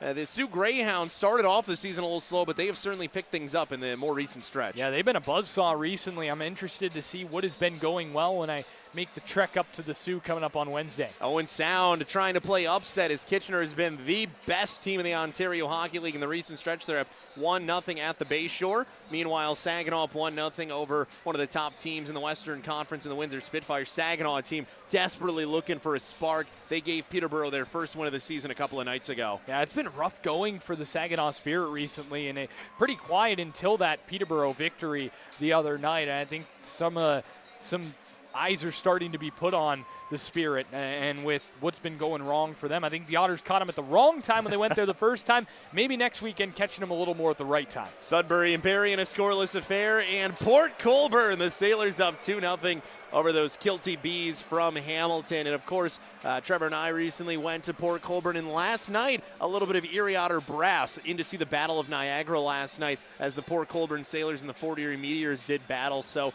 the GOJHL, it's great hockey, and especially we talk about the facilities that they got there for our Otter prospects to be able to develop in. The Vail Center, it's about as good as I've seen from any Junior B organization. It's amazing. You've got the gym there, you've got a pool in there, you've got any facility that you need to operate and to make yourself a better hockey player. They're set up very well there. I got a couple of Otters down there. Brody Coe, a former draft pick of the Erie Otters. Andrew Willis, a right shot defenseman who's starting to develop, and a few more guys who are really starting to get their feet under them. And it's so good, again, we talk about it. This is the first time the Otters have had the Junior B system in a long time, and it's good to be able to have that asset. Yeah, it really is good to be able to have that opportunity, and for the Erie Otters to be able to get that group of guys and have that opportunity there is great.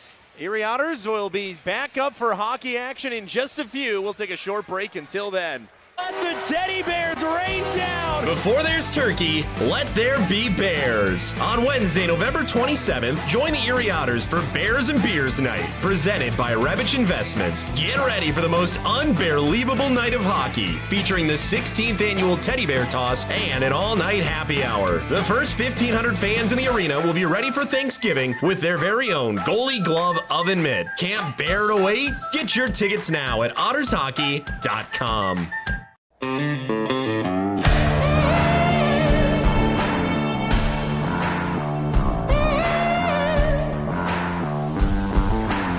Otters fans, it's time to donate blood and be a champion off the ice.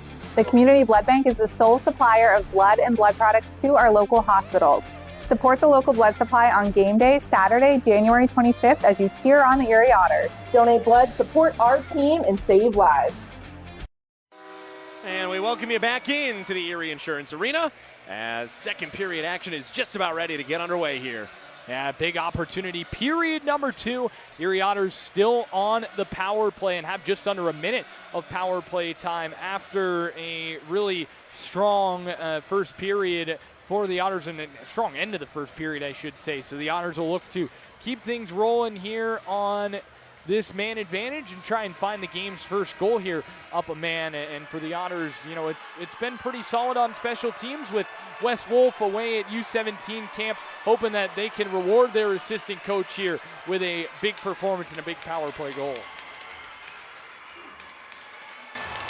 Two teams line up at center ice, second period action, and we are underway as the Erie Otters will start the power play once again with 50 seconds remaining on it. A scoreless affair, and the Otters trying to take advantage of their first man advantage of the game. Entering in left wing side, Dylan Edwards, who thought he had a goal, not so successful. Schaefer, moving shot, right in front for Terrance, runs out of time, and that one finds its way down the length of the ice. Seemed like a wide open freebie for number 10. It was, but the puck wouldn't sit for him. It jumped right over his stick. Great chance for Carey. Up and in come the Otters, and just a little too hot to feed that one for Sam Alfano. Carey Terrance, top of the right circle, this one will go. Final 17 seconds of the power play for the Otters. Stuck up against the wide wall. Finally slows down for Erie's offense. Bottom of the right circle, loose in front, just wide of the net. Edwards. Back it'll go, top of the left circle, Terrance right wing side. Power play comes to an end. Edwards with it, shot, and a nice leg in the way for Huey Hurt. Erie unsuccessful on their first man advantage of the night. Back of the blue line it'll go. Henry with a little move, finding its way down, bottom of the right circle, loose of the hash marks, and finally taken back by the Sting as they clear the zone. Erie looking for it. Now Sarnia with an offensive chance, and a great defensive play by the Otters as they get it out of the zone. Frasca in with Royston, 2-on-1. Over for Royston and a little too far. Royston wanted to center that one. Jumping up in the air for it was Henry, not enough, and finding its way out of the zone as we finally get a break on back and forth action. Otters starting hot on the power play. Really good stuff from Erie on the man advantage, trying to create looks and trying to get one to go. Love Dylan Edwards, by the way. He is a shooting gallery tonight. He's letting everything toward the net. Out from the right wing side, back below the goal line. This one will go as Royston's in after it. Royston looking forward with Spence, squeaks out to only black sweaters in the area, and will find its way out of the zone. Henry throwing a shoulder and setting his man down. Henry taking this one, wanted to feed it on a backhand. Instead, it found its way to the blue line and right back in. Down below the goal line, Royston. Here's Davio, turnover forced here, back at the blue line it'll go, and Erie has got to limit the blind backhand passes, especially in the defensive end. Yeah, we see that a little bit too much from this group, and you got to find ways to simplify the game, right? It works on the PK, it works in 5-on-5 too. Spence looking for it, instead it's sent the rest of the way down by Lane Sim. Erie will take it below the goal line. They are out shooting the Sarnia Sting by 11 shot differential, 17-6. But once again, it has been the story of the night. Evan Millette everywhere at all times for the Sarnia net. Messier using that big muscle, looking for it back below the goal line. Finding its way up the near wall. Carter Kostic wants to bring it out of the zone and will. Kostic crossing the logo, brings it in across the attacking line. Below the goal line it'll go. Karimov will take it, and Erie gets this one back. Just over 3 minutes gone by in period number 2. Erie taking this one back in below the goal line. Sent up near wall. Karimov brings it out of the zone. Back it'll go near side. Barr. Over to the right for Huey Hurt. Entering in, here come the Sting. 1-on-2 shot, and that one is saved by the blocker. As again, it has not been the busiest night in the world for Noah Erliden, but you need your goaltender to show up when he has to, and he has. Spence down. Schaefer, opportunity in front, still loose. Out down for Alfano, but he can't connect. Famous moving, great stick in the way, and that one's out of the zone. And that is an example of Ryan Brown not doing too much, doing just enough. Boy, if you're the Otters here, though, you got to find a way to score one of these because they could come back to bite you if you keep on missing them. This one, a backhand over for Malcolm Spence. A whistle blown. Net again, maybe? It's something here with Evan Millette because it was on the first side of the ice that he was having the initial issues. Now on the second side, he's getting the same thing. Well, he's played a good game tonight, but I'd like to see him stop kicking the net off. Not like he's doing it on purpose or anything, though. Not trying to put that on him. He's not. It's just it happens, right? Sometimes you skate. Your skate bumps into the post, and a lot of times goalies use the post to push off. It's a big part of their game. So for Millette, he's just unfortunate it's not sticking for him. And a lot of the times you hope if you're going to push off it that it'll push with you and not push against you. Durant will be in the face-off dot with Dylan Edwards to his left, Royston to his right. Edwards comes into the dot now. 4 minutes, 10 seconds gone by here in period number 2. A bevy of opportunities, none converting as Millette has been good. Back of the blue line, out of the zone it'll go. Edwards looking for it in through neutral ice. Royston comes in for support. Edwards trying to push it forward. Terrance sends it toward the net of Millette. And back below the goal line it'll be taken. To the blue line, Henry holds it in. He'll send this one back down. Erie as Royston zigged when he could have zagged, and this one will find its way up the near wall. Holomego backhand down. Good play down for Edwards. Edwards takes a body. Holomego takes a shot, and that one goes off the leg of Matthew Anderson. Holomego through traffic. It bounces. Back below the goal line it'll go. Terrance trying to dig it out of the well. To the blue line for Henry. Henry, open look shot. Bounces inside of the corner and sent just out of the zone with a little bit of spin on it to be knocked back for an icing.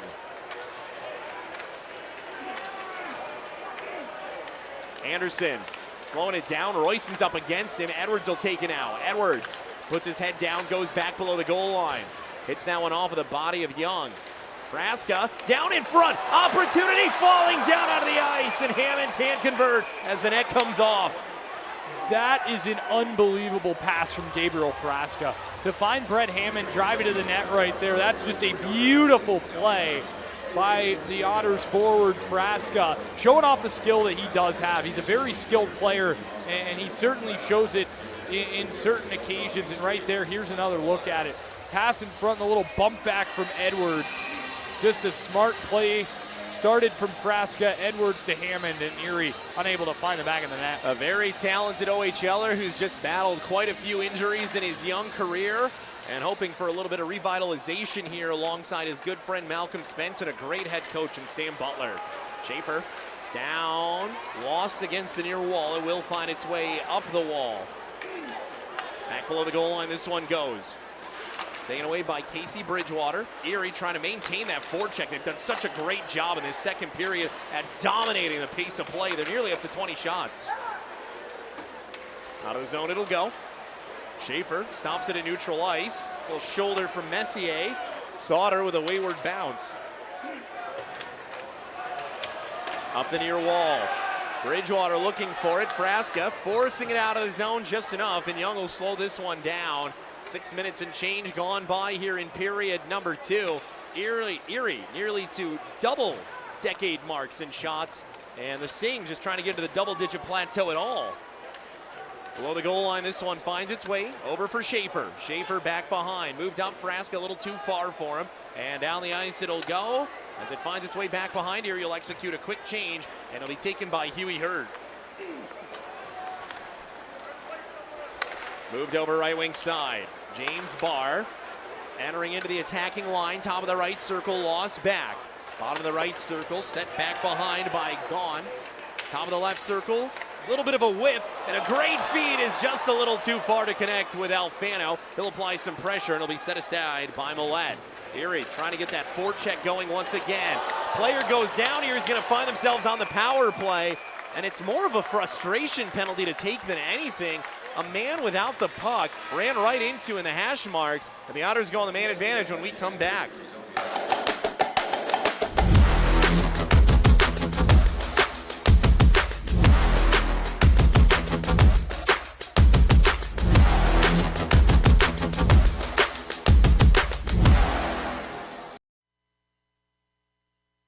Well, for the Erie Otters, kind of a gift, if you want to be honest here.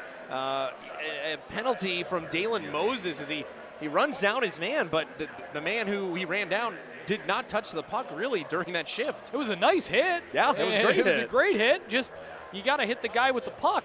And Malcolm Spence, who drew the penalty, was not the player possessing it. So now the Otters will go back to a power play, which I thought looked pretty good. There it is. I mean, that's a beautiful check, but the puck's nowhere near Malcolm Spence. So you got to make sure that you are able to hit the guy that has the biscuit. Malcolm did not. Otters go back on a power play that looked pretty good in its first iteration here tonight, and hopefully they will continue to put the pressure on and maybe break the seal here in a 0-0 hockey game. Well, we are waiting for it, and the Erie forecheck and power play has been strong. We'll see if they can take advantage of their opportunity here. Power play number 2 underway for the Otters. A good start for the penalty killers from Sarnia as this one will find its way out of the zone, down the ice, and back below the goal line. Schaefer forward and in come the Erie Otters. Edwards with it. Edwards brought in right wing side, top of the circle, back for Femus, right in front, and it goes the wrong way on Edwards as he looks for it below the goal line. Edwards back of the blue line, this one will go. Femus slows it down for Edwards. Edwards right wing side, shot off of the catch, and that one taken away by the Sting, but held in by Femus. Femus top of the right circle, moves it down for Edwards, collects it, recollects it, a blind backhand pass, but it works out all right for the Otters. Femus back, Schaefer down for Edwards on the wrong hand. Edwards, top of the left circle, down on the goal line, trying to jam it through, they score! Power play goal, the big rig, Sam Alfano, and the Otters draw first blood. 12 minutes and 1 second left to go in the second period. There it is, the Otters finally keeping that pressure on the power play, and it's Sam Alfano, that patented move. That's the same goal he scored on Thursday night in Niagara. Same side of the net, just catches the pass, and then a little wraparound move to sneak it past the Sarnia goaltender, Millette. So really impressive work for Alfano, who just keeps on climbing the Otters scoring charts, and he gives Erie the 1-0 lead. Wow. That was a big boy goal from a player who wants to play in the big boy leagues. Erie trying to take advantage of it as Spence will go back below the goal line. And we get another look at it here as it's just Sam Alfano doing what Sam Alfano does. Big rig, and that's how you earn that nickname. You drive the net and you score the goal. You said we saw that recently. How many times have we seen that in his OHL career? That is the patented move of number 33. He loves that one, using his size and strength to his advantage. Power play goal for the Otters. They're up 1-0. And finally, this crowd of nearly 6,600 gets a chance to explode. Now these things can turn into waves, and we'll see if the Otters can keep it going here as this one finds its way below the goal line. 21-8 are shots in this game. Bottom of the right circle, it'll go.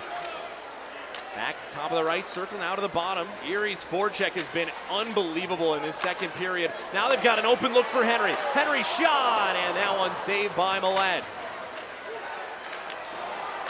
Outside of the circle, finding its way up to the blue line. Number 33, Sam Alfano.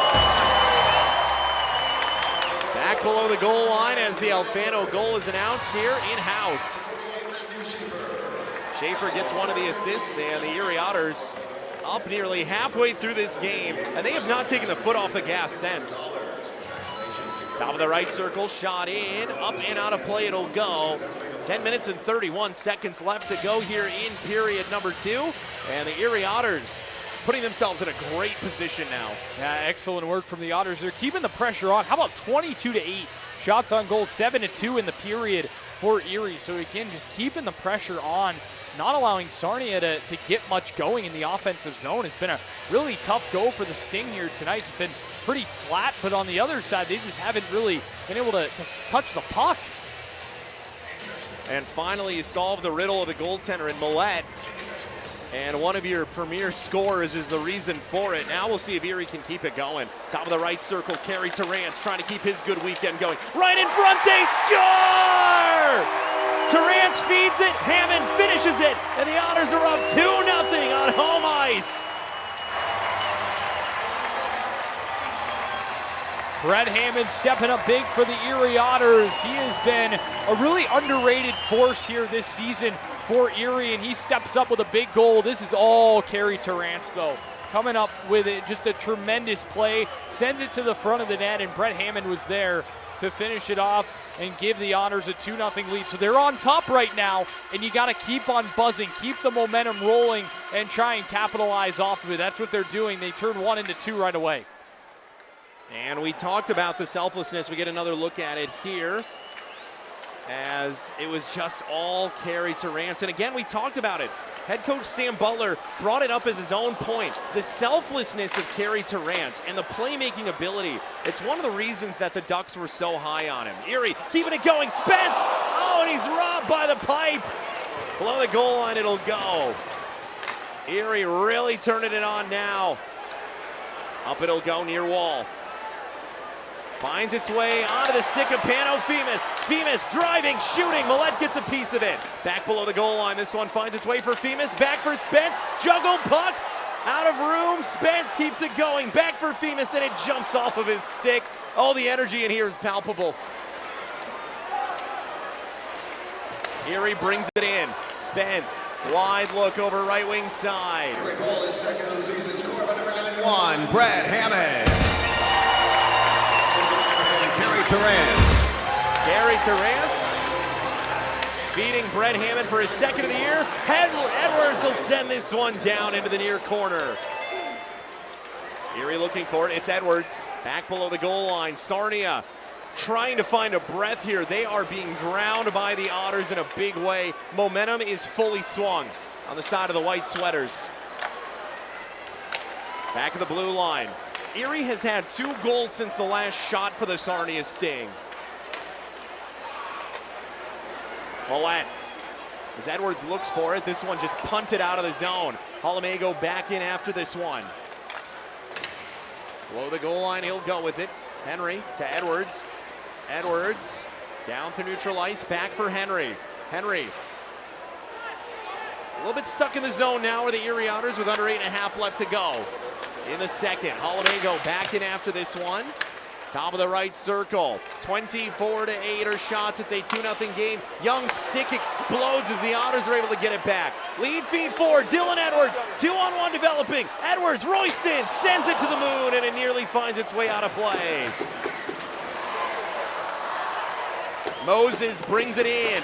Erliden says, get it out of here, and Alfano will take it. Terrance trying to get loose. Terrance is loose. Terrance in, shot, misses the net, and out of the zone. It won't find its way as it ricochets off the leg of a Sting player. Up into the air, this one dying back down. Sarnia finally getting a shot in their favor. Top of the left circle, it'll go. Toward the blue line, escapes the zone. Phillips trying to set it right back up, and they will. Sent below the goal line. Millette. Up the wall it'll go. Alfano trying to get in the way. A lead feed forward. Davio back on his horse after this one. Taken away as it's collected by Karamov. Karamov inside of the wide corner. Trying to transition it. This one found on a backhand, and just missing the net down there was Kostic. Here he's got a rush going out of the zone now. Worked in right wing side. Back below the goal line it'll go. Millette takes the tumble. He was lucky there were no Otters in the area. This one intercepted by Schaefer, bodies up on a check. In after it goes Frasca. Schaefer throwing some hits down here now. Schaefer waiting. Up against the near wall, this one will go. Bouncing puck, Frasca watches it go by. 6:49 left to go in the second. This crowd is absolutely feeding the Otters energy bar. Hammond, up it'll go. In through neutral ice. Out to the right wing side. Johnson and Co. in with Kostic. Mid-slot opportunity and missing the net. Messier after this one. Out of the zone. Erie not able to escape with it. And a little too far for Caden Johnson as it goes back below the goal line. Up for Johnston. Tries a little shot in. Back below the goal line it'll go. At the right side blue line. Here's O'Meary with it. O'Meary. Top of the right circle, blocked immediately, finding its way in the corner. Once again, it's Schaefer getting physical. Here's Hammond. Hammond gets it out of the zone. He pays for it, and this one finds its way to the opposite side wall. Johnston, he'll take a check. Below the goal line. Trying a quick setup play where the Sting not able to do so. Moved up, Johnston, shot, blocked immediately, and the Otters will bring it out of the zone. Spence entering in, back for Frasca, tries a shot pass, it's neither, and it finds its way in the mid-slot now out of the zone. Fed forward, Lane Sim moving in, Caden Johnston, he's been shooting all night, shot in, Erlinen with a save, and below the goal line it'll go once again. Young with it, Young at the blue line, Young over left wing side, Davio snuffs it out. Davio sends this one off the mid-glass, bouncing toward the blue line, doesn't escape the zone though, working down and in. Henry pinches, below the goal line it goes. 5:10 left to go in the second period. Erie up 2-0. Kicked around, mid-slot opportunity, and the Sting run into each other as this one's out. Malcolm Spence, spark plug, brings it into the offensive end. Spence runs out of room, and this one's taken back away by Young. Up against the near wall, Schaefer, physical once again as he takes it away. Moved in through neutral ice, lead feed in for Femus. Femus, a lot of room to work with, tries the net front, runs out of room. Move back to the blue line, Schaefer collecting it through traffic, bounces in front, Young slows it down. 4:35 left to go here in period number 2. Royston centering in, Erie can't take it back, top of the left circle for Femus. Femus collects it out in neutral ice. And sent right back in as that one's punched into the air. Long stretch without a whistle here, a lot of action. Right in front, Femus, Edwards going in after it. And out of the zone, this one will go as Erie takes it back at the line. Worked over right wing side. And can't be held by Royston. Arms race up the ice for the Sting and sent back down by Chase as it moves its way into the near corner. Back up, left circle, Barr over left wing side, top of the left circle, below the goal line it'll go. Schaefer looking after this one. Back behind, trying a backhander, not able to do so. Erie's got this one. Edwards moved in through neutral ice, and that one finds its way right back into the defensive end. Sarnia just trying to keep head above water, and they're starting to get some offensive opportunities out of it. Rode into the wall, Sauter takes his man for a ride. This one up into the air. Racing after it'll go Edwards. No icing call to worry about. Edwards almost pulled down onto the ice. Not such is the case, and he tries to battle for it with the skates. Moved in mid-slot to the blue line and out of the zone it'll go. Henry back in after this one. Worked over left wing side, top of the left circle, down in front, blocked away, still loose mid-slot, top of the right circle, Barr, left wing side, shot! It's just kicked wide and the Otters will get it. Messier leads it out of the zone. 2:55 left to go. In through neutral ice, Henry slows things down for the Otters. Frasca back, Messier with it. Messier shot, misses the net. Over to the wide side, Davio pinching down on it, keeps it in the zone, and it immediately finds its way all the way down the ice. Will it be back for an icing? It will be. 2:35 left to go in the second period. Oh boy, take a breath, the Erie Otters in a 26-12 shot advantage, and we will send this one down to our second cam as we honor our hometown hero tonight. At the 9/11th Aeromedical Staging Squadron in Pittsburgh. He has served 23 years total with the United States Air Force, 10 of those years being active duty. He's completed 4 tours in Saudi Arabia. He's participated in 7 innovative readiness training missions to various locations, performing eye exams for the underserved communities. As a small token of our gratitude, VP of Business Operations Chad Westerberg and Eric Cass with Disabled American Veterans Chapter 73 is presenting an Otters jersey to tonight's hometown hero. Let's give another round of applause to tonight's hometown hero, John Murphy.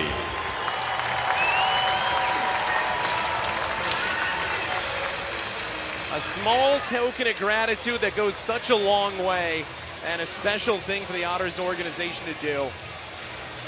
Yeah, it really is so cool, and something that is so special on a nightly basis that we get to see here in the rink, and to do it here on this night, extra special. Well, the Erie Otters are playing a special brand of hockey right now as well. 26-12, they lead in shots. They have a 2-0 advantage, and a Sarnia Sting player has to go off as a change had occurred that was not on their volition. Yeah, with the icing call, got to make sure everybody who is out there still is. Top of the right circle, and somehow it looked like it was going to be punched away by the goaltender. Instead, he holds on to it. Now let's take a look at what we've got ahead here in period number 2's intermission. Got a salute to our family and friends, and go West, young man. That's what you're doing, Trevor. A big road trip to have ahead, the longest Western Conference trip, and then you're going off the record with Chili Mark Childerley. Where do you want to start there, Trevor? That's a lot of things that have to do with you. That's a lot going on. I mean, with Chili, that was a great sit-down, and really looking forward to you guys getting to experience that one. And, boy, really looking forward to going to the Sioux for the first time. Long way from home, though. Certainly is. It's, boy, if I'm not mistaken, about a 12-hour drive between Erie, PA, and Sault Ste. Marie, Ontario. So you'll enjoy it. You'll love it. Our itinerary does say we're going to get there by noon, leaving at 11. So hopefully the traffic is on get there at 10, leaving at 11 a.m. I think I said noon, leaving at 11. That would be really impressive. That would be record time. That'd be teleportation to get up to the Sioux. But so hopefully traffic is on our side and we'll get there at a nice, reasonable time so I can get my early rest. Well, I certainly hope so for your sake. And safe travels, of course, most importantly. Back up offside for Caden Johnston. 2:11 to go here in the second period. It is going to be weird, though, being in your home state without you. I mean, I guess I was in Saginaw solo earlier on in the year, but to go to the Dordt Financial Center, which is a stone's throw away from your home, to not have you with me is going to be an interesting experience, to say so. But really looking forward to going back to Flint and Saginaw as well. Well, you've always enjoyed the broadcast booth and the sight lines in Flint, so now you won't even have to battle with going shoulder to shoulder with me for it. Back of the blue line, this one will go. Under 2 minutes left to go here in the second period. It has been all Erie Otters in period 2. Both goals for him coming here. They're looking to add to it. Spence in front. It's Alfano driving the net front. Back it'll go. Femus shot. Oh, it hits off the crossbar. Still loose in front of the net. Trying to jam is Spence. This one loose. Back up. Mid-slot it'll go. Davio fires one. He scores! It's a tip drill for Pano Femus. It's a 3-0 lead for the Erie Otters.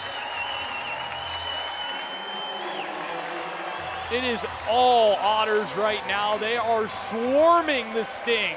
Here, it's like Sarnia is caught in their own hive as the Otters up 3-0 here is Alexi Davio. Great shot through, but an even better deflection from Femus. I'd like to see it again because I think the puck might have already been behind the goaltender when it was tipped in, as Femus was right near the goal line.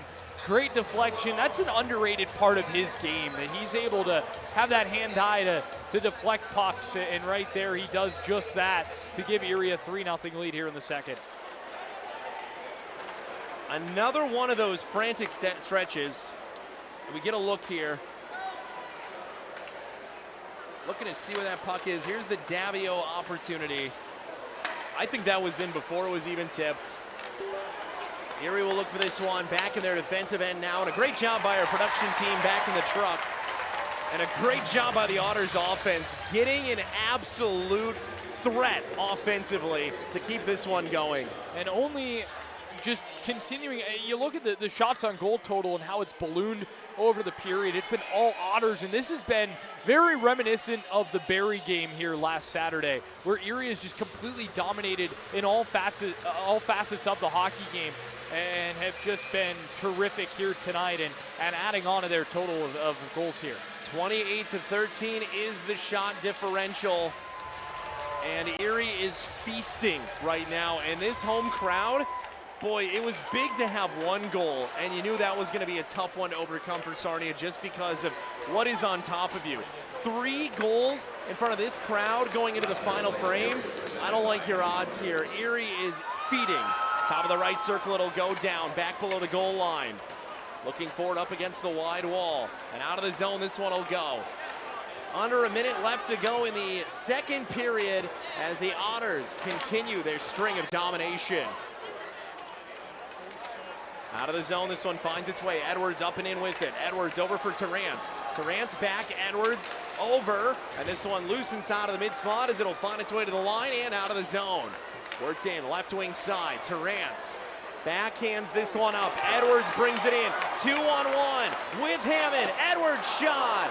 And Millette steps up to make the save.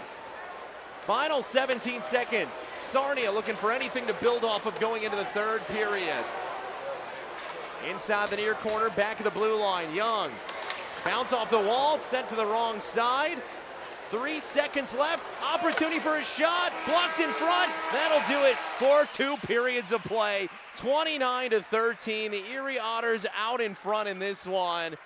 And Erie is controlling. By number 98, Pano Femus.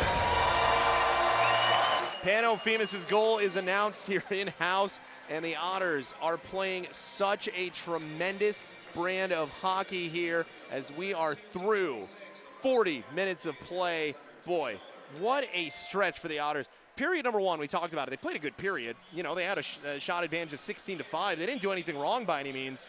They flipped the script completely. You did everything all right to you did everything terrific in period 2. Great second period, and that was the period in Niagara the other night where things really went well, but then the period last night where the wheels kind of fell off the bus. So Erie, again, their goal total in the second period has been boosted by the 6 goals showing in Niagara, but then you add another 3 here tonight. They're starting to really find that middle frame as a success point here this year. And I mean, this was a dominant frame. It was all Otters, all offensive zone. You feel for Millette. He was a busy character in that period, able to come up with a couple big saves, but in Erie, though, just keeping the pressure on and finding ways to solve who'd been a tough goaltender tonight. Somehow less shots in that period. 13 shots, but it felt at least double that.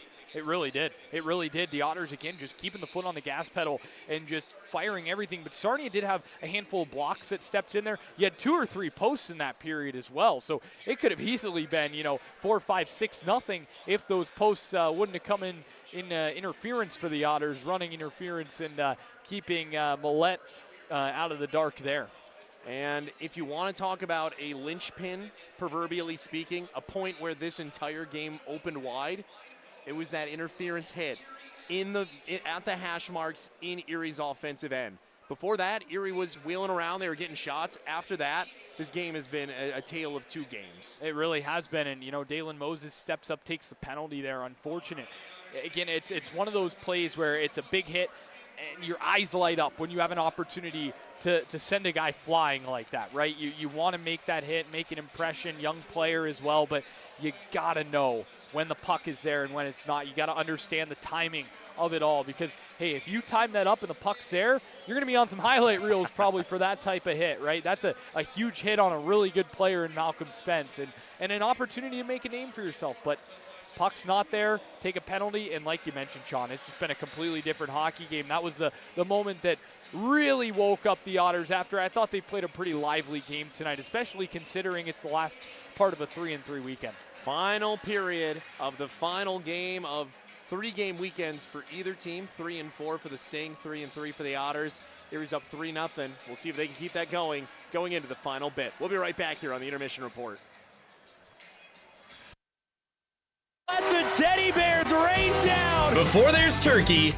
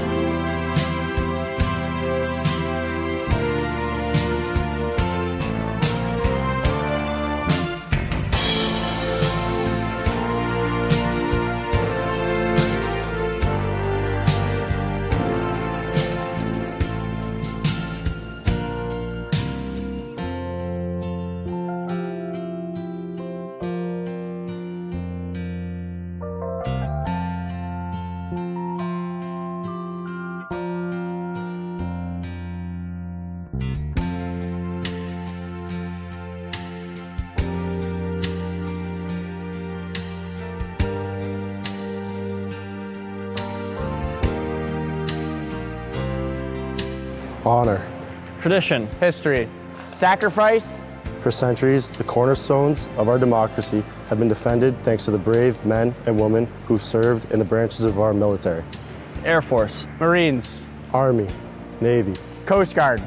Brave men and women of all backgrounds have united proudly under the colors of the red, white, and blue to defend the honor and safety of our proud nation. All under the will to keep our democracy strong and free without expectation of glory or reward. We are proud to support our active duty and retired military. Defenders of our freedom, heroes of our home. Thank you. Thank you. Thank you. Thank you.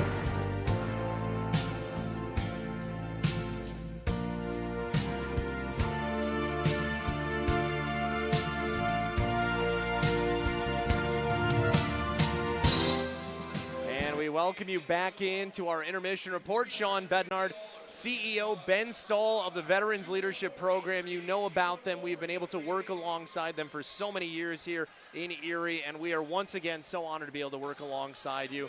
Ben, welcome to the broadcast booth, and welcome to another Military Appreciation Night. Oh, thank you. It is a pleasure to be here on the upswing of things as well. So, Otters looking fantastic tonight. It's a pleasure to be here. I would say so. They're playing good hockey, and they're doing this in front of a sold-out crowd. So for your organization, again, this has been a partnership that we've had that has continued on this night specifically for obvious reasons, to be able to get in front of the military community and the people that you're trying to speak to and work alongside. But to do this in front of a sold-out crowd, it's great to get all the eyes on them that we can. Absolutely, yes. There's a lot of men and women who served our country honorably here tonight, and it's great that the Otters organization gives them the recognition that they deserve. Well, Ben, for people who may not know who and what Veterans Leadership Program is and what they do here in Western Pennsylvania, give them the elevator pitch here on your organization. Yeah, absolutely. So Veterans Leadership Program, we're a human service organization that provides veterans and their families with housing, employment, supportive, and wellness services to empower them to navigate the transitions of life. And we've been doing that in Erie specifically since 2020 and in Pittsburgh and the surrounding contiguous counties of Allegheny since 1982. So we're very happy to get up here to Erie and get the veterans that served our country some resources up here in the northern part of the Commonwealth. Absolutely, and you have such a great team. Dana specifically, who works here in Erie, she's terrific. Fantastic. Tasha, who I've worked most specifically with in the last few years, just a lightning rod. She just draws so much energy, and if I'm not mistaken, it's over 8,000 veterans every single year that your organization works with. Absolutely, 8,000 veterans and their family members receive some form of assistance through Veterans Leadership Program every year. So, as a veteran of Operation Iraqi Freedom, I served 10 years in the United States Navy on minesweepers. It's a very prideful to be able to pay that back to the men and women who call my brothers in arms. Absolutely, and it's one thing to thank someone for their service, but to live that action and to be able to really provide for them when they're in their time of need and when their families are in that time of need. I mean, that's why you do it. But when we talk about the different programmings that are offered, especially for people who are watching and listening here in the Erie region, what do those different opportunities for them look like? Absolutely. So if you're a veteran in need of assistance, we can provide you with rental assistance to prevent an eviction. We can connect you with resources for employment services. We can help you with resume writing, seeking employment. We can also get you connected to services and benefits that can get you an income that aren't employment. So your VA service connection pension, your non-VA service connection pension. We're able to assist you navigate some of those challenges so you're able to maintain your self-sufficiency. So if you're in Erie and you're a veteran in need, you can walk right in on West 8th Street, or you can reach out to us at www.veteransleadershipprogram.org, or give us a call at 1-844-VLP-VETS. And again, we are here with Ben Stahl, CEO of Veterans Leadership Program of Western Pennsylvania. There is no off-season in helping our military families and our veterans, but especially this time of the year, I have to imagine this is almost Super Bowl territory of everything that you're doing. What is outreach, especially as we get close to Veterans Day, look like from your organization side? Absolutely. So, it gets hectic around Veterans Day. It's a lot of banners and flags flying in November.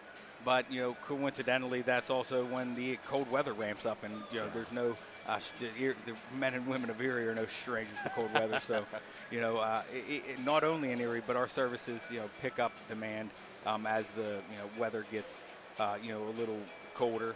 So the housing becomes a little more urgent, and if your utilities are shut off, it's a little more of a crisis to get those turned on before the weather gets cold. So demand certainly picks up when the leaves start to change.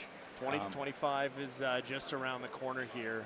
Is there any specific fundraisers, goals, anything that our fans and our listenership can get involved with to be able to support VLP going into a new year? Absolutely. So we're always doing our end of year push to our capital campaign to ensure that we have an adequate amount of resources to provide resources throughout the year. So if you're within earshot of this and you're watching this great win tonight, please reach out and provide some assistance for the men and women of Erie County. Ben, thank you so much for joining us. Thank you for all that you do for our military men and women here in Western Pennsylvania and beyond. And again, if you want to learn more, veteransleadershipprogram.org or on Twitter at VLPWPA. And that phone number again. 1-844-VLP-VETS. Ben, you have a terrific team. It's been a pleasure to talk with you, and I wish you guys nothing but success going into the winter months in all those that you're able to help, and a huge 2025 ahead. I hope we can do this again next year. Oh, pleasure's mine. Thank you. Thank you, sir. And thank you again to all of our military men and women in attendance here tonight and who may be watching. Again, if you want to learn more, veteransleadershipprogram.org. We'll be right back on the Otters Broadcast Network after this.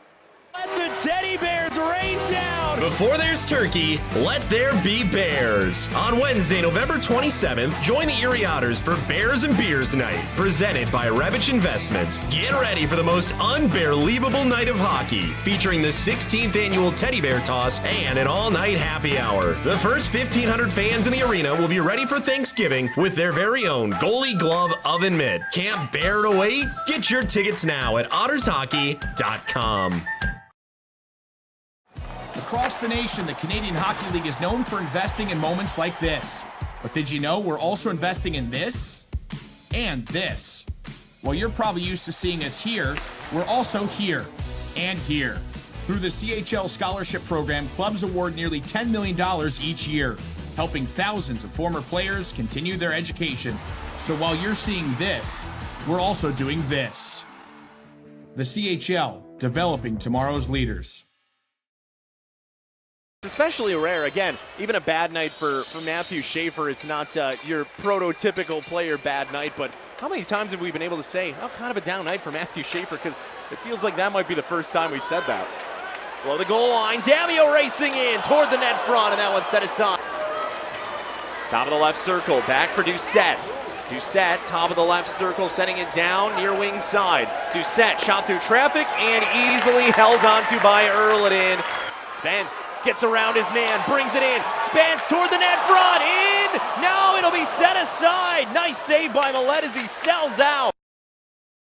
Bemis, top of the right circle, moves it down for Edwards, collects it, recollects it, a blind backhand pass, but it works out all right for the Otters. Bemis back, Schaefer down for Edwards on the wrong hand.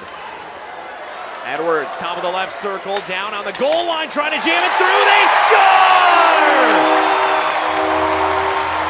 Power play goal, the big rig, Sam Alfano, and the Otters draw first blood. 12 minutes and 1 second left to go in the second period. And finally, you solve the riddle of the goaltender in Millette.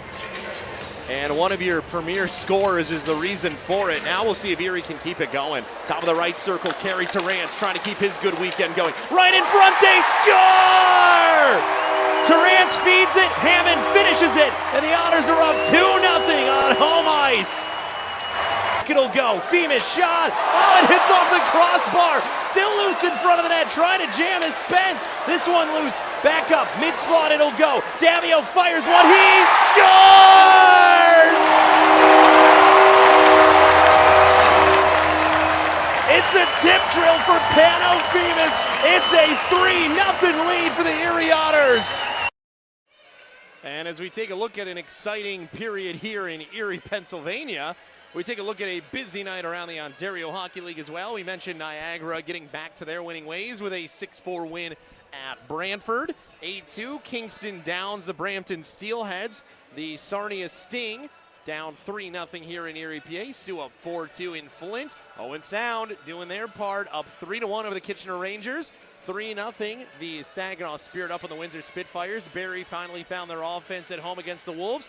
3-0. And finally, how about them Port Colborne Sailors up 3-1 through 2 periods of play against the Hamilton Kilty Bees. A very offensive night all around the OHL tonight. Really is, and you know, you look at all these games, you got 10 goals in a piece in the early games, and Flint Firebirds battling back. And how about Saginaw trying to right their ship? That's a good team in Windsor that they're trying to do it against. And a good goaltending duo as well. Let's take a look at what's ahead for Trevor and the Erie Otters. And, well, we see the bus trips due up ahead there. Starts off on Tuesday morning, going all the way up, as far up as you can go in the Ontario Hockey League and as far west as you can go. The Sioux Greyhounds only trip there this season. Back on the bus to head down to Saginaw. You get a Friday tilt, the final Friday game, or the final road game against the Saginaw Spirit, taking on a team that is trying to, as you said, right their ship. And then on Saturday, you take on the Flint Firebirds on the road for the final time. So by no means is this an easy stretch, but hopefully catching a few teams at the right time. Well, how about 6 games in 10 days for the Erie Otters as well? A lot of games in a short amount of time, and to have to take on what is one of their lengthier road trips of the year, going to their furthest opponent in the Greyhounds. It's a tough roadie, but really looking forward to 2 great rinks in Michigan and my first trip to the GFL Memorial Gardens. Well, and a man who's no stranger to rinks around the Ontario Hockey League is next week's guest on Off the Record. That is Mark Childerley. You got the chance to sit down with him this week, and here's what he had to say about his time and how he found his way to Erie. You know, how did you get involved in being an equipment manager? What was the thing that started it out for you? Yeah, so I actually grew up in Stratford, Ontario, in Canada there, and I played hockey growing up all the way through. I had 2 older brothers that also played hockey. One actually played in the OHL, and one played for Stan in Brampton before they moved to North Bay. So that's where that connection came from with Stan. And then I grew up playing hockey, and you know, I wasn't the best hockey player, but I loved the game and wanted to stay involved. And whether it was in coaching role or trainer or whatever. And lucky enough, after I finished hockey, I was able to get on with the junior B team in Stratford and did the equipment managing for 2 years there. Went to St. Mary's, a rival town just outside Stratford, for a year with my dad when he was the GM there. And then lucky enough to go to Listowel with the Cyclones to win a Sutherland Cup championship in Junior B. After that, I applied to school out in Nova Scotia in Canada and got the job there as a head equipment manager. Spent 5 years out there in Wolfville, Nova Scotia. Loved every minute of it. And then kind of worked my way back into Canada, back into Ontario. Got into the OHL with Brantford last year and was an assistant there. And then when this job came up, got a call from Stan, and there was no doubt in my mind that I wanted to move forward with this. So that's super cool. And to, of course, know Stan growing up and to, be around him and be around the organization there in Brampton had to have been pretty cool. And then to be able to use that connection to come back here as well. Yeah, for sure. Obviously, if you know Stan, he loves to talk. And when we came down for the rookie tournament at the beginning of the year last year with Brantford, we got a chance to stop in Stan's room and have a conversation, and a 5-minute conversation turned into a half-hour conversation. But no, I love Stan, and he's been great to me since I've been here, and I've really enjoyed the opportunity of coming here for sure. Yeah, it's been great having you here, and it's been a lot of fun so far. And I kind of want to know, because it's an interesting job to me. It's one of those that it never ends seemingly. I mean, you're around the rink all the time. So what goes into the job itself, and can you kind of walk me through what kind of a practice day looks like, and then we'll start there, and then we'll kind of go into a home game day and a road game day. Yeah, for sure. So around the rink a lot. You got to love this job to do it, that's for sure. Come in normally on game day practice day around 8:30. The guys come in around 9 for a 10 o'clock workout, the older guys, and then they'll go and get unchanged after their workout, and that's when we kind of take over. We start doing laundry and start getting stuff ready to go for them for practice. Lucky enough this year to have an assistant in Christian Babo, who's been great. He came over from the baseball team. He loves what he does, and it just makes it an easier transition. But yeah, practice days is normally come in at 8:30, and you're here till anywhere between 5:30, 6. When the older kids, the school kids come in after, and they work out after practice, and they all practice together, and that's when we kind of start doing our thing, laundry, getting everything set up. It's a labor of love, to say the least. That is some tough work being in a EQM, as they say in the biz. And Chili is one of the best that we got. He is unbelievable. He's so good at his job. He's so passionate about it. And, I imagine last night we roll in from Guelph about 2 in the morning. He couldn't have been here, any home earlier than about 4 in the morning with all that goes into setting back up and then getting ready for today. We are underway for the final period of play. Erie has done everything right in the second half of this game so far, and they look to close this out to take a 2-1 record out of the 3-3 weekend. Back of the blue line, bouncing puck below the goal line will find its way down for Mitch Young. Young up top of the right circle, played out of the zone. Working its way down and in below the goal line it'll go. Sauter after it. Sauter sends his man into the wall. Frasco with it. Working around left wing side. Schaefer forward. Messier brings it in and just chips it back down the rest of the way. Erie will look for this one. Finding its way below the goal line.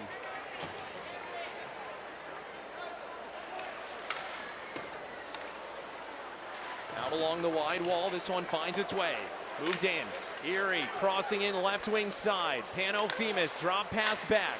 Spence in after it. Below the goal line it'll go. Waiting for it in front. Alfano goes behind, and this one will find its way all the way out of the zone. Erie back in the defensive end. First minute of change gone by in the third period of play. Erie just trying to maintain that same energy and that same pressure that they've done so well since the start of period 2. Yeah, they just got to keep the foot on the gas pedal, right? You're only up 3. That can change quickly in this league, so the Otters going to want to add on. Out of the zone, this one will go. Played by a high stick. It'll be waved off as the Sting move it. Top of the right circle, they'll move it down. Brown waiting. Back behind the net, it finds its way up for Dalen Moses. Outside of the left circle, Moses with it. Moses near wall. Back to the blue line for Bridgewater. Walking the line, this one shot in. Up against the wide wall, it'll go. Battling for it. Over left or right wing side. A shot. Erlin wants to reel it in. And back behind it'll go for Henry. Erie's got it. They send it out of the zone just enough. And Royston will give chase to it. Move back into the defensive end of the Otters. First man on it. Goes below the goal line with it. Terrance. Looking for it back below the goal line. Terrance. Massive bodies inside of the wide corners. It's taken away by Terrance and let out of the zone by Royston. Worked up left wing side. Terrance. On the goal line, he'll go after this one. Royston with it. Royston. It finds its way to Sauter at the blue. Sauter. That one knocked down right in front by J.J. Francischetti. Below the goal line, here's Edwards taking it on a backhand off the side of the net. Royston wanted to put it away. Top of the right circle, moving its way for Sauter. Up against the near wall, and out of the zone, this one will go. Erie's got it back, it's Edwards. Schaefer just sends this one in, an inopportune bounce, as that one is slowed down by Evan Millette.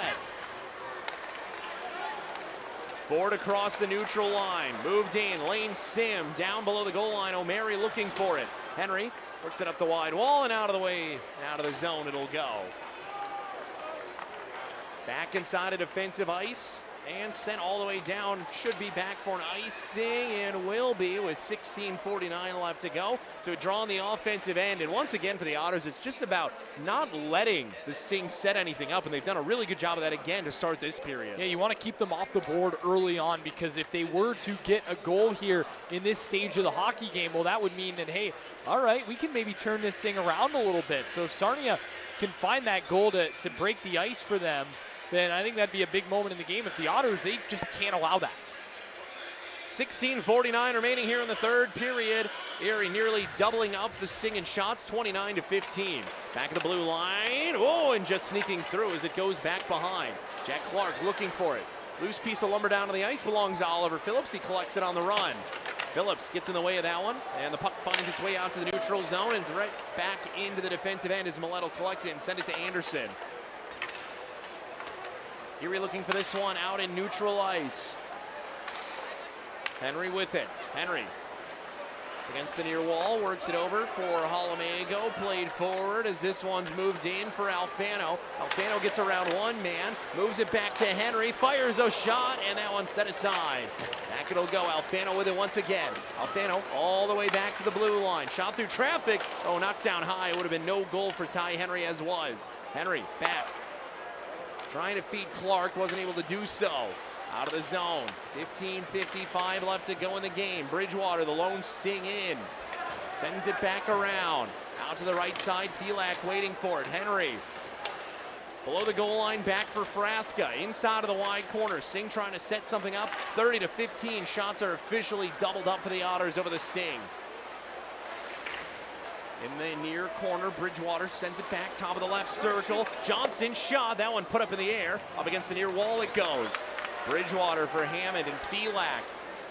Sauter looking forward below the goal line. Bottom of the right circle. Sent back on a backhand to Felak below the goal line.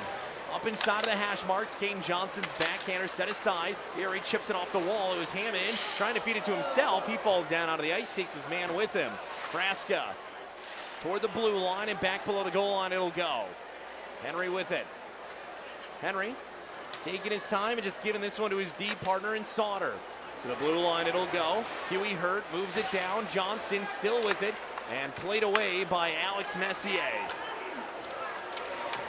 Messier just allows his team time for a full change here as Erie will continue looking forward inside of their offensive end. Hurt up the wall for Johnston. Johnson has played a bulk of this game since the second half began. Yeah, and he's been pretty good for this Sarnia team. He's been very noticeable. That's 37 in the black and gold, making things happen for Sarnia. Up and out of the zone. Spence will immediately take that one away.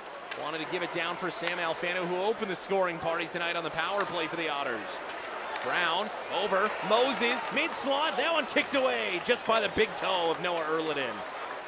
To the blue line and out of the zone, this one will find its way. Erie brings it in, it's Alfano and Femus. Femus, mid-slot, tried to feed Spence, couldn't do it.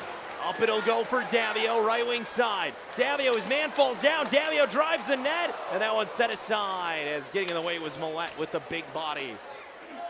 Puck up in the air, up against the near wall, back out to neutral ice. Moses moved in left wing side. Femus forces it out of the zone. Erie's got it back for Royston. Royston splits the gap, sends it down and in. He'll go after it below the goal line. 13:37 left to go here. 31-17, shots favoring the Erie Otters. And down it'll go for an icing as we head to the media timeout. Erie up 3-0.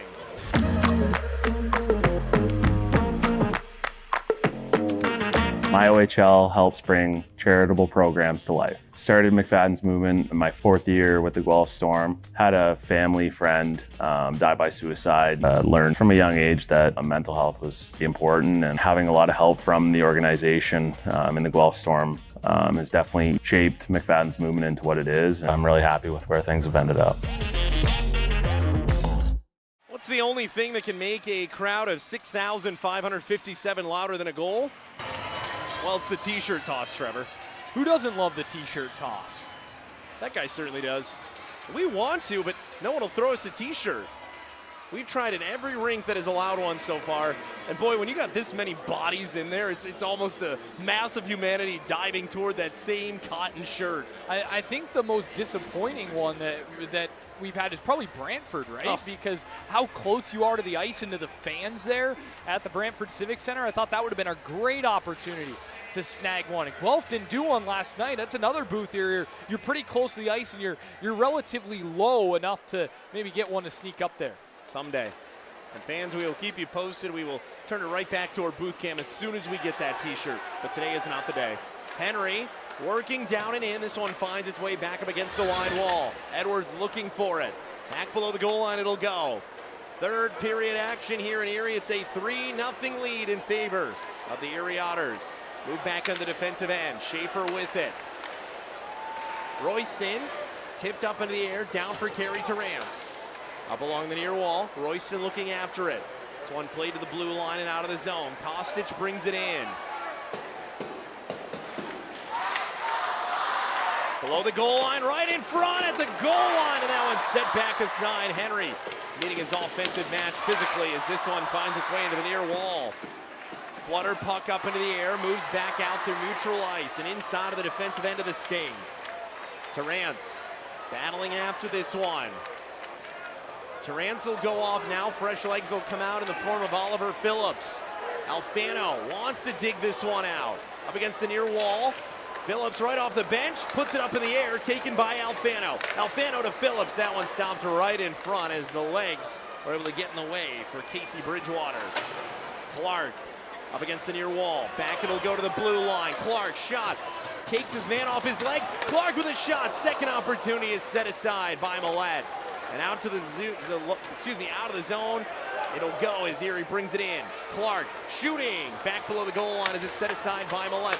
Right in front, Alfano! Still loose, and it's hit off of the side of the net. It'll be taken away by Felak. Felak moves this one in. Takes a check, gets around Alexi Davio, and below the goal line it goes. Bottom of the right circle, back. Huey Hurt through traffic, loose in front, battling in the blue paint, and Erlinen comes away with it. 34-19, shots in favor of the Erie Otters in a 3-0 lead. Erlinen's been a bit more busy, a little bit busier here in this third period, but how about the pass from Oliver Phillips and down low to find Sam Alfano, a great stop from Millette. Jack Clark as well, the seas kind of parted for him. I was holding on, hoping that maybe he would tickle the twine for his first in the Ontario Hockey League. So Otters' fourth line going to work, and again, you see Sam Alfano playing with that group, and you just see the chances that are created when you put a player like Sam Alfano with those guys. It just elevates everybody around them. Face off in the left circle. This game is not out of reach just yet by any means, and that's why the Otters are keeping the foot on the pedal and keeping this one going in through neutral ice. Entering in, it's Gabe Frasca back of the blue line, and out of play it'll go. 11:24 left to go in period number 3, and in this game. And for the Erie Otters, are trying to build some more momentum, come away with 2 wins on a 3-game weekend, especially with a big road trip due up ahead. This is one of those team bonding road trips for sure. You get basically 5 days with each other where it's, you better really like each other after it, or else it's going to be the opposite direction. But an already close team gets a chance to be even closer and make those hotel nights count. Yeah, that's a huge thing, right? Because you've got an off day on a travel day, and then you play a game, and then you got another off day, which is basically another travel day, but not until the afternoon. So again, a lot of time spent with each other, and a lot of time away from the rink as well, which is huge on these type of trips.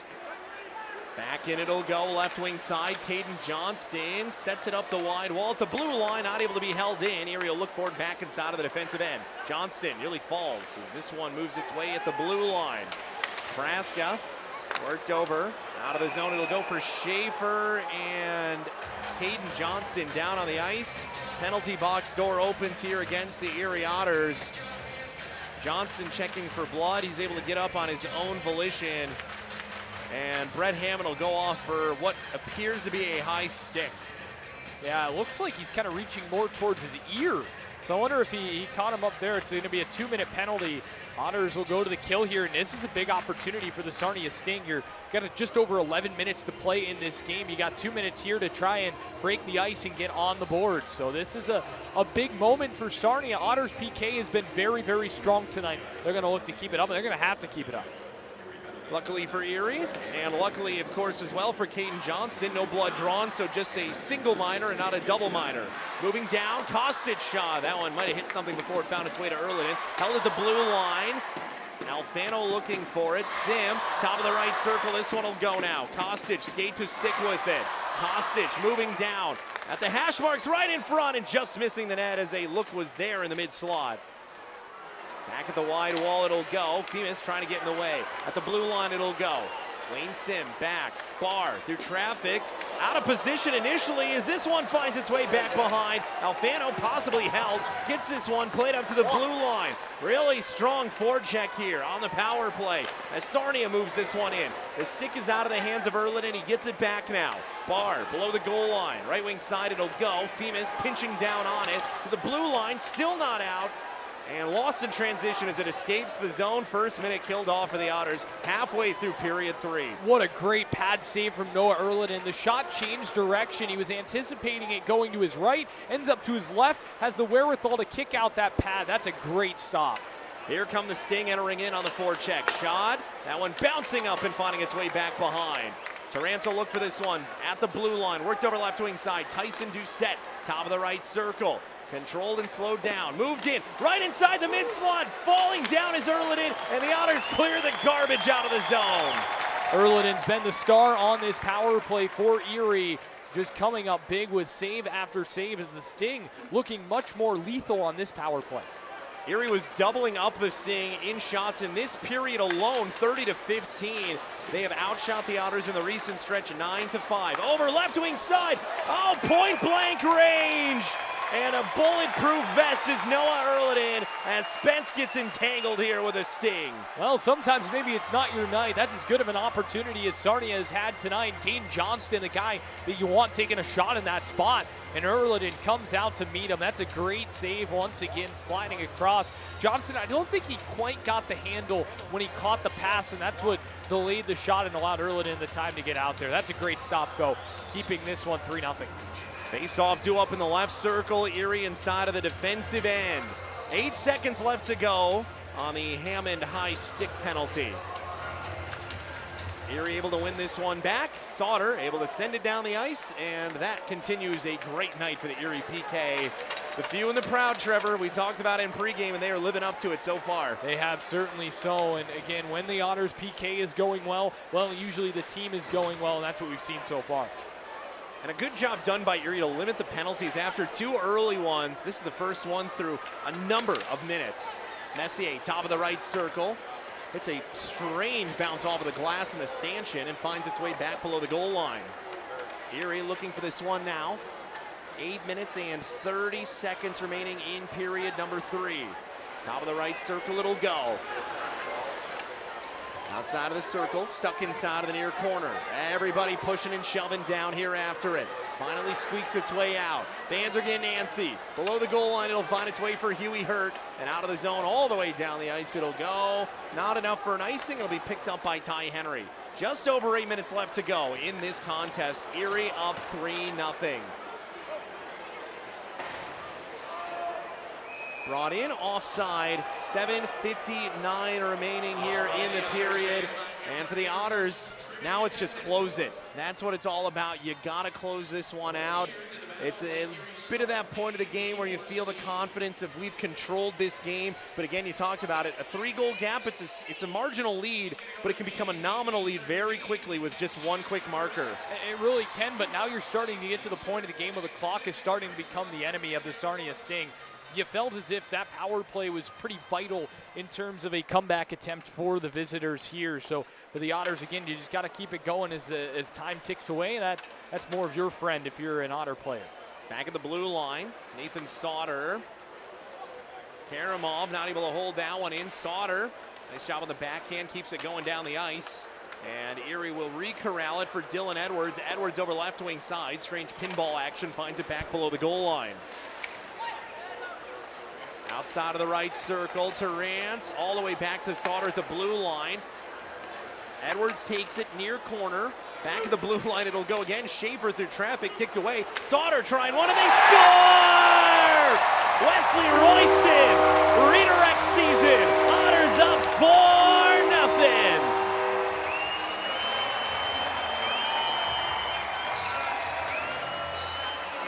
That is a beautiful deflection from Wesley Royston as he's skating across in front of Millette.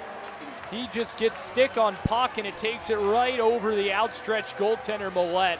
That is a heck of a play. The hand-eye coordination has been on point for the Erie Otters tonight with Royston and Femus both deflecting pucks past the young netminder for Sarnia. 5th of the year as well for Royston, and he has been coming up big recently for the Otters. Really loved watching his development. Wesley Royston really finding the back of the net easily of late. As we get another look at it here, yeah, it's just a nice, it's a fine shot from Sauter. It's a good shot. The wherewithal by Royston to put the stick on it right there as it comes off of that. That is why he has got 5 goals now. Femus working down. This one bouncing over the top of the net. Under 7 minutes left to go, and that should just about do it here as the Otters are up by nearly a handful, putting on a great show here in front of the hometown faithful, and a sold-out Saturday night with the arm out for the official and a penalty due up. Otters are going to go back on the penalty kill here. Roughing is the call. Actually, scratch that. Zach Felix going to the box, and the Otters are going on the power play.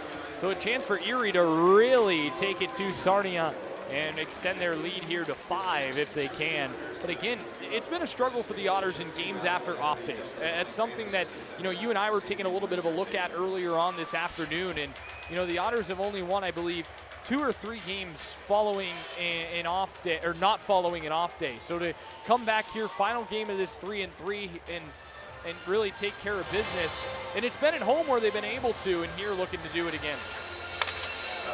So with Erie on the power play where they started scoring in this game, they're hoping to keep it going and finish out scoring in the contest. On the man advantage, they'll get this one back to Rance. A setup play, Schaefer entering in, worked over left wing side, a bounce off of the stick of Sam Alfano.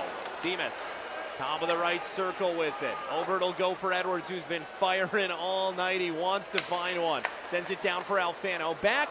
And a little bit of miscommunication there between Matthew Schaefer and Sam Alfano. Something you can get away with a little bit more in a 4-0 game late in a contest. Yeah, a little bit more cushion for the Otters here in this one. So you don't mind it as much, but still you want to clean those things up.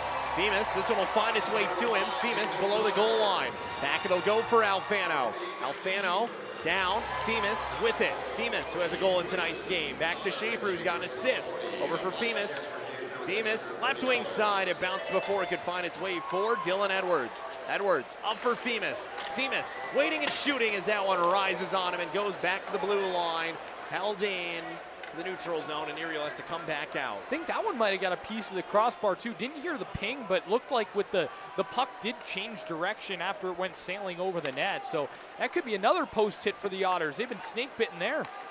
Worked in left side, Frasca shot, and that one held onto by Millette. The pipes have not been the friends of the Erie Otters here tonight, and they are certainly paying for it. Or the pipes, not the Otters. But again, though, you can live with that when you're up 4-0 in a game. But I think that the amount of posts that they have hit tonight just goes to show how dominant the Otters have been. Yes, Sarnia started to grow into the game a little bit more in the beginning of this period, but after that 4th goal, the Otters right back on top. We saw some scouts on the screen, and this is going to be a fun night for them as if Erie can hold on for this 4-0 victory. They've got a sleepover here on the ice right after it, which means those kids are going to be buzzing. Back of the blue line it'll go, working its way off of the boot of Gabriel Frasca, and Erie will get this one right back. Moving its way, right wing side. Final seconds here on the Otter power play. Frasca trying to make something happen, works it over left wing side. Henry fires one right into the knees. Top of the right circle it'll go. Power play comes to an end. Loose in front, trying to put it away was Royston for his 2nd of the night. Back it'll go to the blue line. Erie with it, Henry over right wing side. Royston moving and shooting, and it finds its way out top of the left circle. Shot in, that one going back behind. Henry will go on cleanup duty, and the Otters will look for it back inside of the defensive end. Erie has once again crossed the 40-shot plateau. They have been doing that outside of last night's game in a number of games of late, and their offense is paying with it. Below the goal line, Davio with it. Davio, top of the right circle, moving its way back for Frasca. Bottom of the right circle, Royston, loose in front, and diving down on it was Millette. As now we get a little bit of entanglement in front of the net of Millette. Otters keeping the pressure on as Frasca's got somebody. Frasca down on the ice with an opposition sting. Still trying to untangle players on the left side of the net. And a great shot here from our production team. Royston in the mix.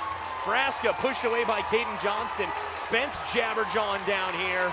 Royston once again exchanging communications. And boy, what a game that we have had here. As we go to the media timeout just a little bit early, the Erie Otters have given their fans a show here tonight on a Saturday night. 4-0 they lead it. A little bit of the fun stuff after the whistle. But this has been one of those nights where, again, a win only counts as a win in that exact moment. But tonight, you have to celebrate this one. You had a sold-out crowd here tonight, 6,577 strong. and you did your job. You put on a show for them. Yeah, and anytime you have a crowd this big, you want to not only to feed off of the energy, but also so then they come back, right? A winning effort certainly brings that. So, you know, it's been a great energy in the building here tonight. The Otters have fed off of it, and they've played a really good game. Sometimes the last half of a 3-3, right, you need the energy of the crowd to feed off of and to really carry you over the line. And the Otters have been able to use that here tonight. And we'll skate a little 4-on-4, it appears, here with a couple penalties on the board for the next 2 minutes. But, you know, this is a game that you look back on. You don't really have much time to celebrate it because you've got to get right back at it on Tuesday on the bus and then a game on Wednesday in the Sioux. But still, this is one you got to be happy about, taking 2 of 3 on a weekend if the Otters can't hold on, barring a miracle. And at least you get football Sunday to be able to celebrate it. So the guys will be pretty fired up, and they will actually go on a penalty kill as Royston will sit in the box alongside Gabriel Frasca. So 4-on-5 power play opportunity here for the Sarnia Sting. Top of the right circle, this one finds its way below the goal line. Alfano looking for it, bottom of the right circle, it'll go. Opportunity to build some pride here for the Sarnia Sting before that long trip back to Point Edward and beyond. Back into the neutral zone, Alfano. Give me that puck. Alfano driving the net front shot, rebound, and Femus not quite in the area to be able to get a shot on that one. That was a big boy play from a big man. Really impressive, Sam Alfano using his strength right there and getting physical, trying to drive the puck forward. I feel like we've said that word a lot tonight. Physicality, it's been one of those keys in today's game. And Erie, when they play physical, they seem to be the better team. Yeah, and there are games and have been games where the Otters have, I think, gotten out physicaled, if you will, but not tonight. I think they've done a nice job kind of taking it to it. And, you know, we've seen a couple of you know, after the whistle stuff, but not as much as maybe the typical game. So, you know, it's good to see kind of in between the whistles. Spence, lone man in, trying to race against 5 black sweaters and loses that puck. As Erie will take it back inside of their defensive end. Ty Henry just out of the zone. Moved in left wing side. Carried Terrance with it. Terrance, lone man in, back below the goal line. Terrance, what's he going to do here? Sets this one all the way back. Smart play from your captain. Alleviate some pressure and just play pitch and catch. Terrance stopping on a dime sent 2 Sting players the wrong direction. Give him a map down there, Carey. Out of the zone, it'll go for the right wing side. Here come the Sting into the offensive end. Erie 14 seconds away from making Ken Peroff once again a very happy man with yet another kill. Yeah, the Otters penalty kill was at number 1 going into last night. Fell down a little bit, but they're going to try and climb right back up with another big kill. That'll do it. Erie successful on the kill. 4 for 4 on the night. Back in is Gabe Frasca, and this puck is stuck. Final 2 minutes of this game. Erie fans in attendance looking to celebrate a big one. They are all around as this one finds its way back behind. Below in the corner it'll go. Shots are 43-25. Back it'll go inside of the defensive end. Below the goal line. Here's Henry with it. Henry slowing things down. Erie's in no rush to go anywhere. Forward it'll go. Could have been played. No icing back here. Frasca, 25 saves so far in this game for goaltender Noah Erliden. Bridgewater will leave it back there. Up along the wide wall. 70 seconds left to go in the contest. Erie applies pressure. Alfano looking for it.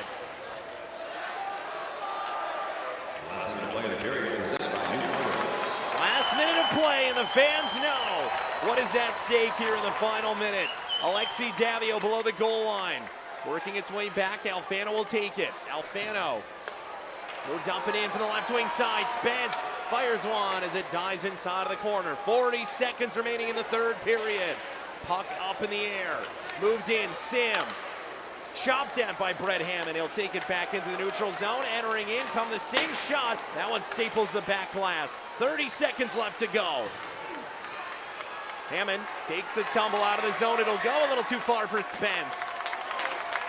Final 20 seconds here in Erie, Pennsylvania. 45 to 26er shots. Erie will take it as Edwards with it. Fans are getting on their feet. The Otters have it as they move it up the near wall. Down the ice it'll go. No icing. for the second straight game on home ice. The Erie Otters will have one last face-off with 0.9 seconds left. But barring an absolute miracle shot, I should see a few more seconds come up, I'd have to imagine. No, they'll call it dead for the second straight home game. Noah Erliden with a shutout, a 26-save night. The Erie Otters are victorious 4-0 as they mob their goaltender. What a night for Noah Erliden again. 26 saves and powers the Otters to a 4-0 victory. Erie all around, the last two periods, just flat out domination for Erie. Sarnia did have a little bit of an opportunity later on in the third, but Erliden came up big and he made some huge saves in the third. Noah Erliden, what has he meant to this organization? He played his part. He didn't have to do all the work at the early stages, but he was peppered at the end. Back-to-back home shutouts. That makes you a pretty popular guy in Erie, PA. And look how fired up this goaltender is. Comes in for a big hug with Matthew Schaefer.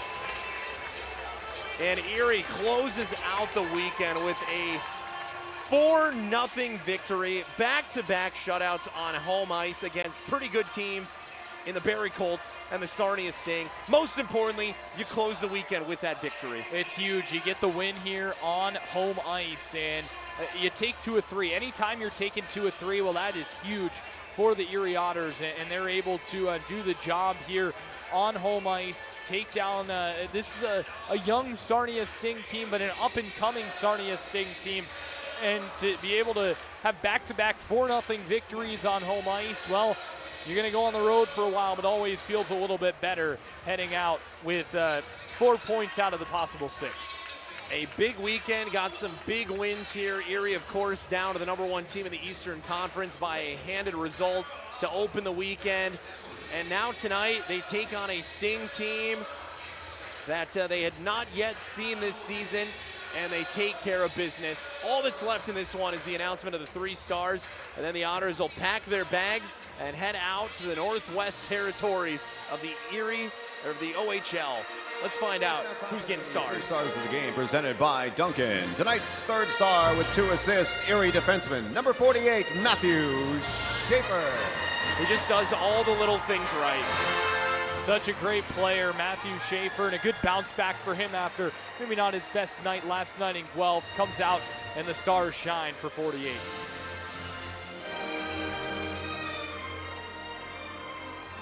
Tonight's second star with 1 goal and 1 assist, Erie forward number 33, Sam Alfano. What a powerful night for Sam Alfano. He used every inch of his frame, every pound he's got to play big boy hockey. Yeah, I thought Alfano had a really good weekend overall for the Erie Otters, shutting the door, and he's been great. 6 saves in his second consecutive home shutouts. Erie goaltender number 1, Noah Erliden.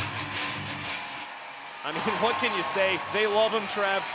2 straight shutouts on home ice, and he is hot dogging it for the fans, as he should.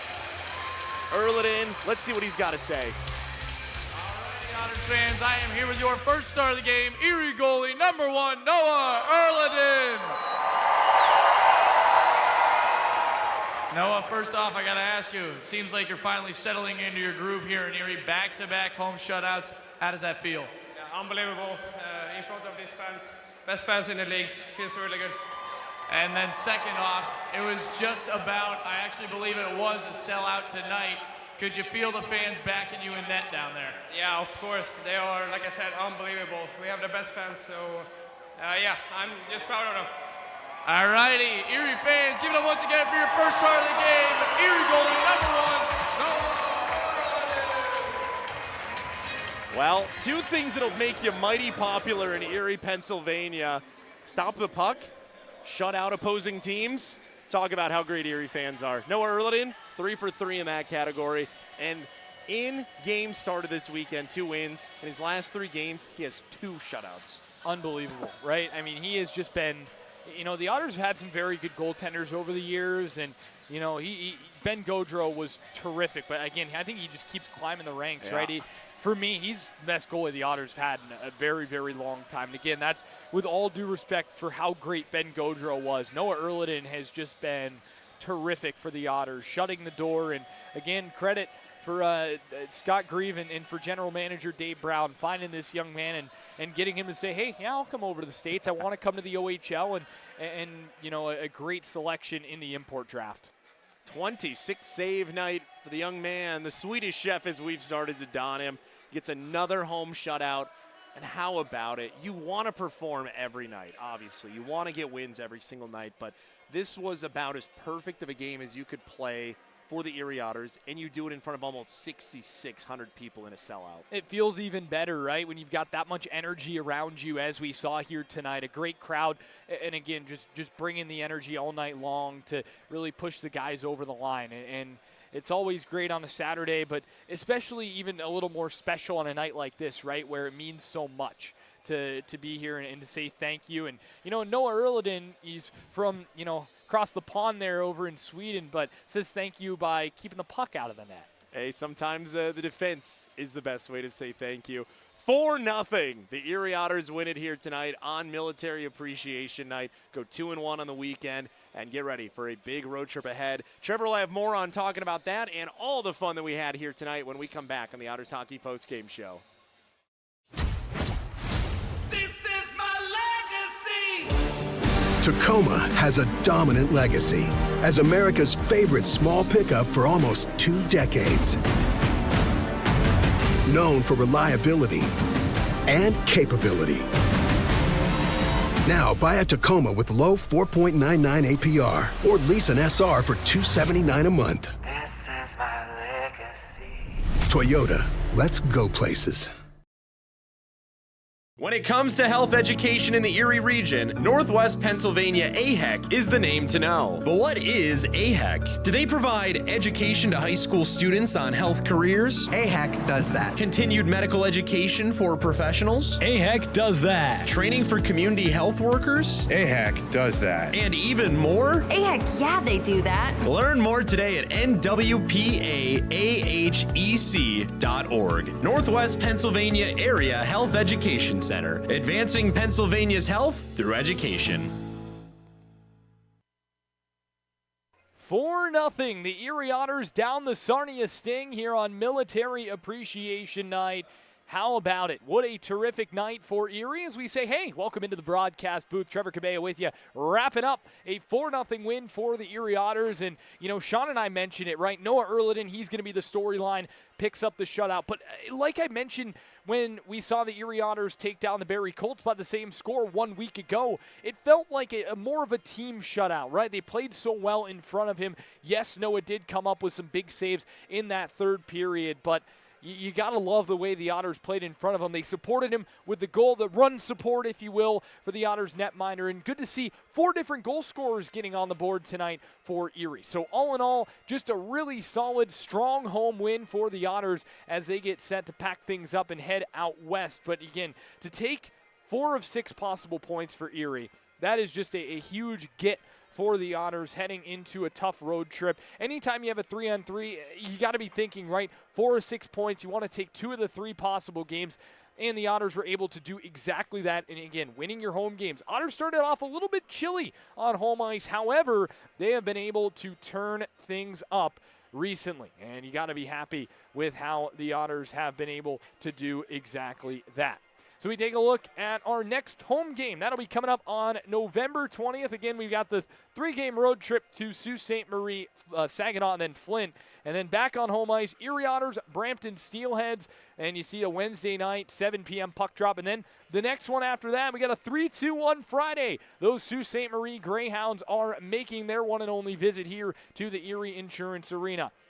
So we take a look now at the week ahead for the Otters. Again, it gets busy. You see the bus icons right there. We will travel to the Sioux on Tuesday, Wednesday night hockey from the GFL Memorial Gardens. I'll have the call for you on the Otters Radio Network, Otters and Greyhounds. Then on Thursday, take the trip down to Saginaw. Friday night against the Saginaw Spirit, 7 p.m. puck drop. Then wrapping things up on a Saturday night at the Dort Financial Center in the vehicle city of Flint, Michigan. Always fun when the Otters and Firebirds get together. So the final American road trip for the Erie Otters here in this 2024-2025 season. So things are going well, and again, a reminder, get your hands on some of these great items now on Dash, up for auction. We've got plenty of great stuff up there for our Military Appreciation Night, and again, proceeds going to benefit the military with the auction tonight. So just a fantastic night all around for the Erie Otters as we step aside here in the Otters Hockey Postgame Show.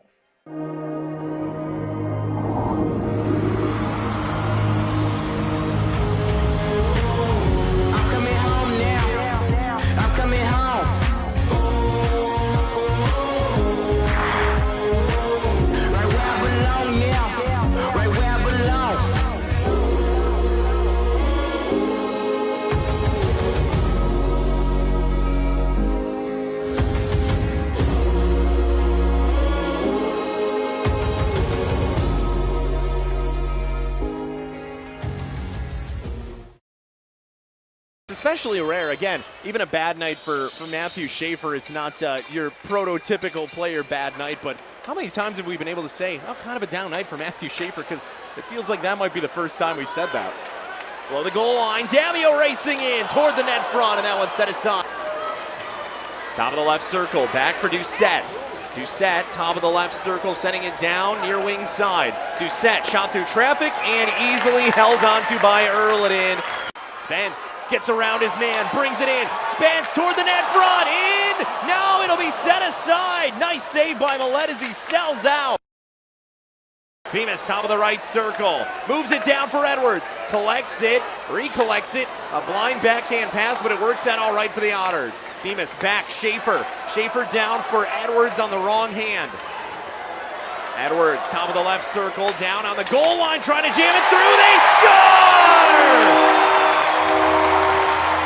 Power play goal, the big rig, Sam Alfano, and the Otters draw first blood. 12 minutes and 1 second left to go in the second period.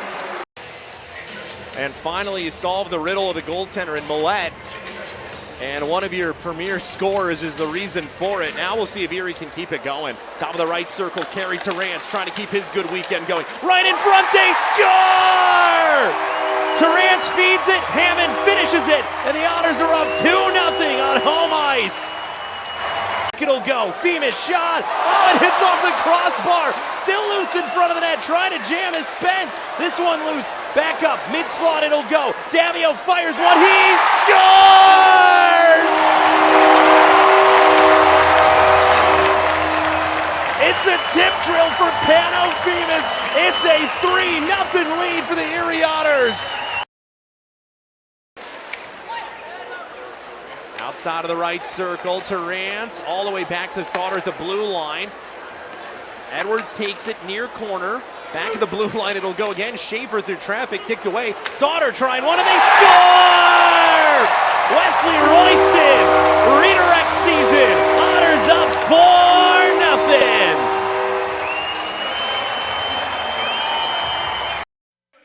Let's take a look around the Ontario Hockey League as we welcome you back here into the Otters Hockey Postgame Show. 6-4 final at the Brantford Civic Center between the Ice Dogs and the Bulldogs. 6-4 Niagara victorious. Tough night for the Brampton Steelheads, or should I say a tough late afternoon for the Trout, as they are trounced 8-2. Kingston Frontenacs pick up the win on home ice. Of course, here 4-0, Erie Otters victorious over the Sarnia Sting. In the Vehicle City, one of the trips one of the rinks the Otters will visit next week, 1 week from today, in fact. 6-2, Sioux Greyhounds, another future opponent of the Otters, victorious in that one. 4-1 Owen Sound Attack, they are on top of the Kitchener Rangers 4-1. In Saginaw, Spirit and Spitfires. Saginaw bounce back performance today, 4-0. In Barrie at the Sadlon Arena, it's 5-1. A Barrie Saturday night as they take on the Sudbury Wolves. 5-1 Colts, and a 4-4 tie between the Hamilton Kilty Bees and the Port Colborne Sailors in GOJHL action. As we welcome you back inside the broadcast booth, wrapping things up here tonight. Big win for the Erie Otters. Again, we touched on it just a bit ago. to be able to come out here and take 4 of 6 possible points. Again, a big theme of this season has been the points in October, November, December, early on in the season. Well, hey, they're just as big as the points that you're getting in March and beyond. So the Otters looking to just keep on racking up points, keep on climbing up the standings. And with a 4-0 victory here tonight, Noah Erlenden's second North American and Ontario Hockey League shutout, the Otters able to skate past the Sarnia Sting by a final of 4-0. Well, that is going to do it for our coverage here tonight from the Erie Insurance Arena. Reminder, be back alongside you on Wednesday from the GFL Memorial Gardens in Sault Ste. Marie as the Otters will take on the Greyhounds. First of a 3-game trip. Otters and Hounds will have it for you. 6:40 pregame show or thereabouts, getting it set for Erie and the Sioux. Well, for my broadcast partner, Sean Bednard, from Mario Bruni over to my right, spinning the dials for us, and everybody back in our Erie Otters studios. My name is Trevor Cabella. Thank you so much for joining us and making us a part of your Saturday night. We will talk to you Wednesday, but for now, I'm Trevor Cabella. So long and good night.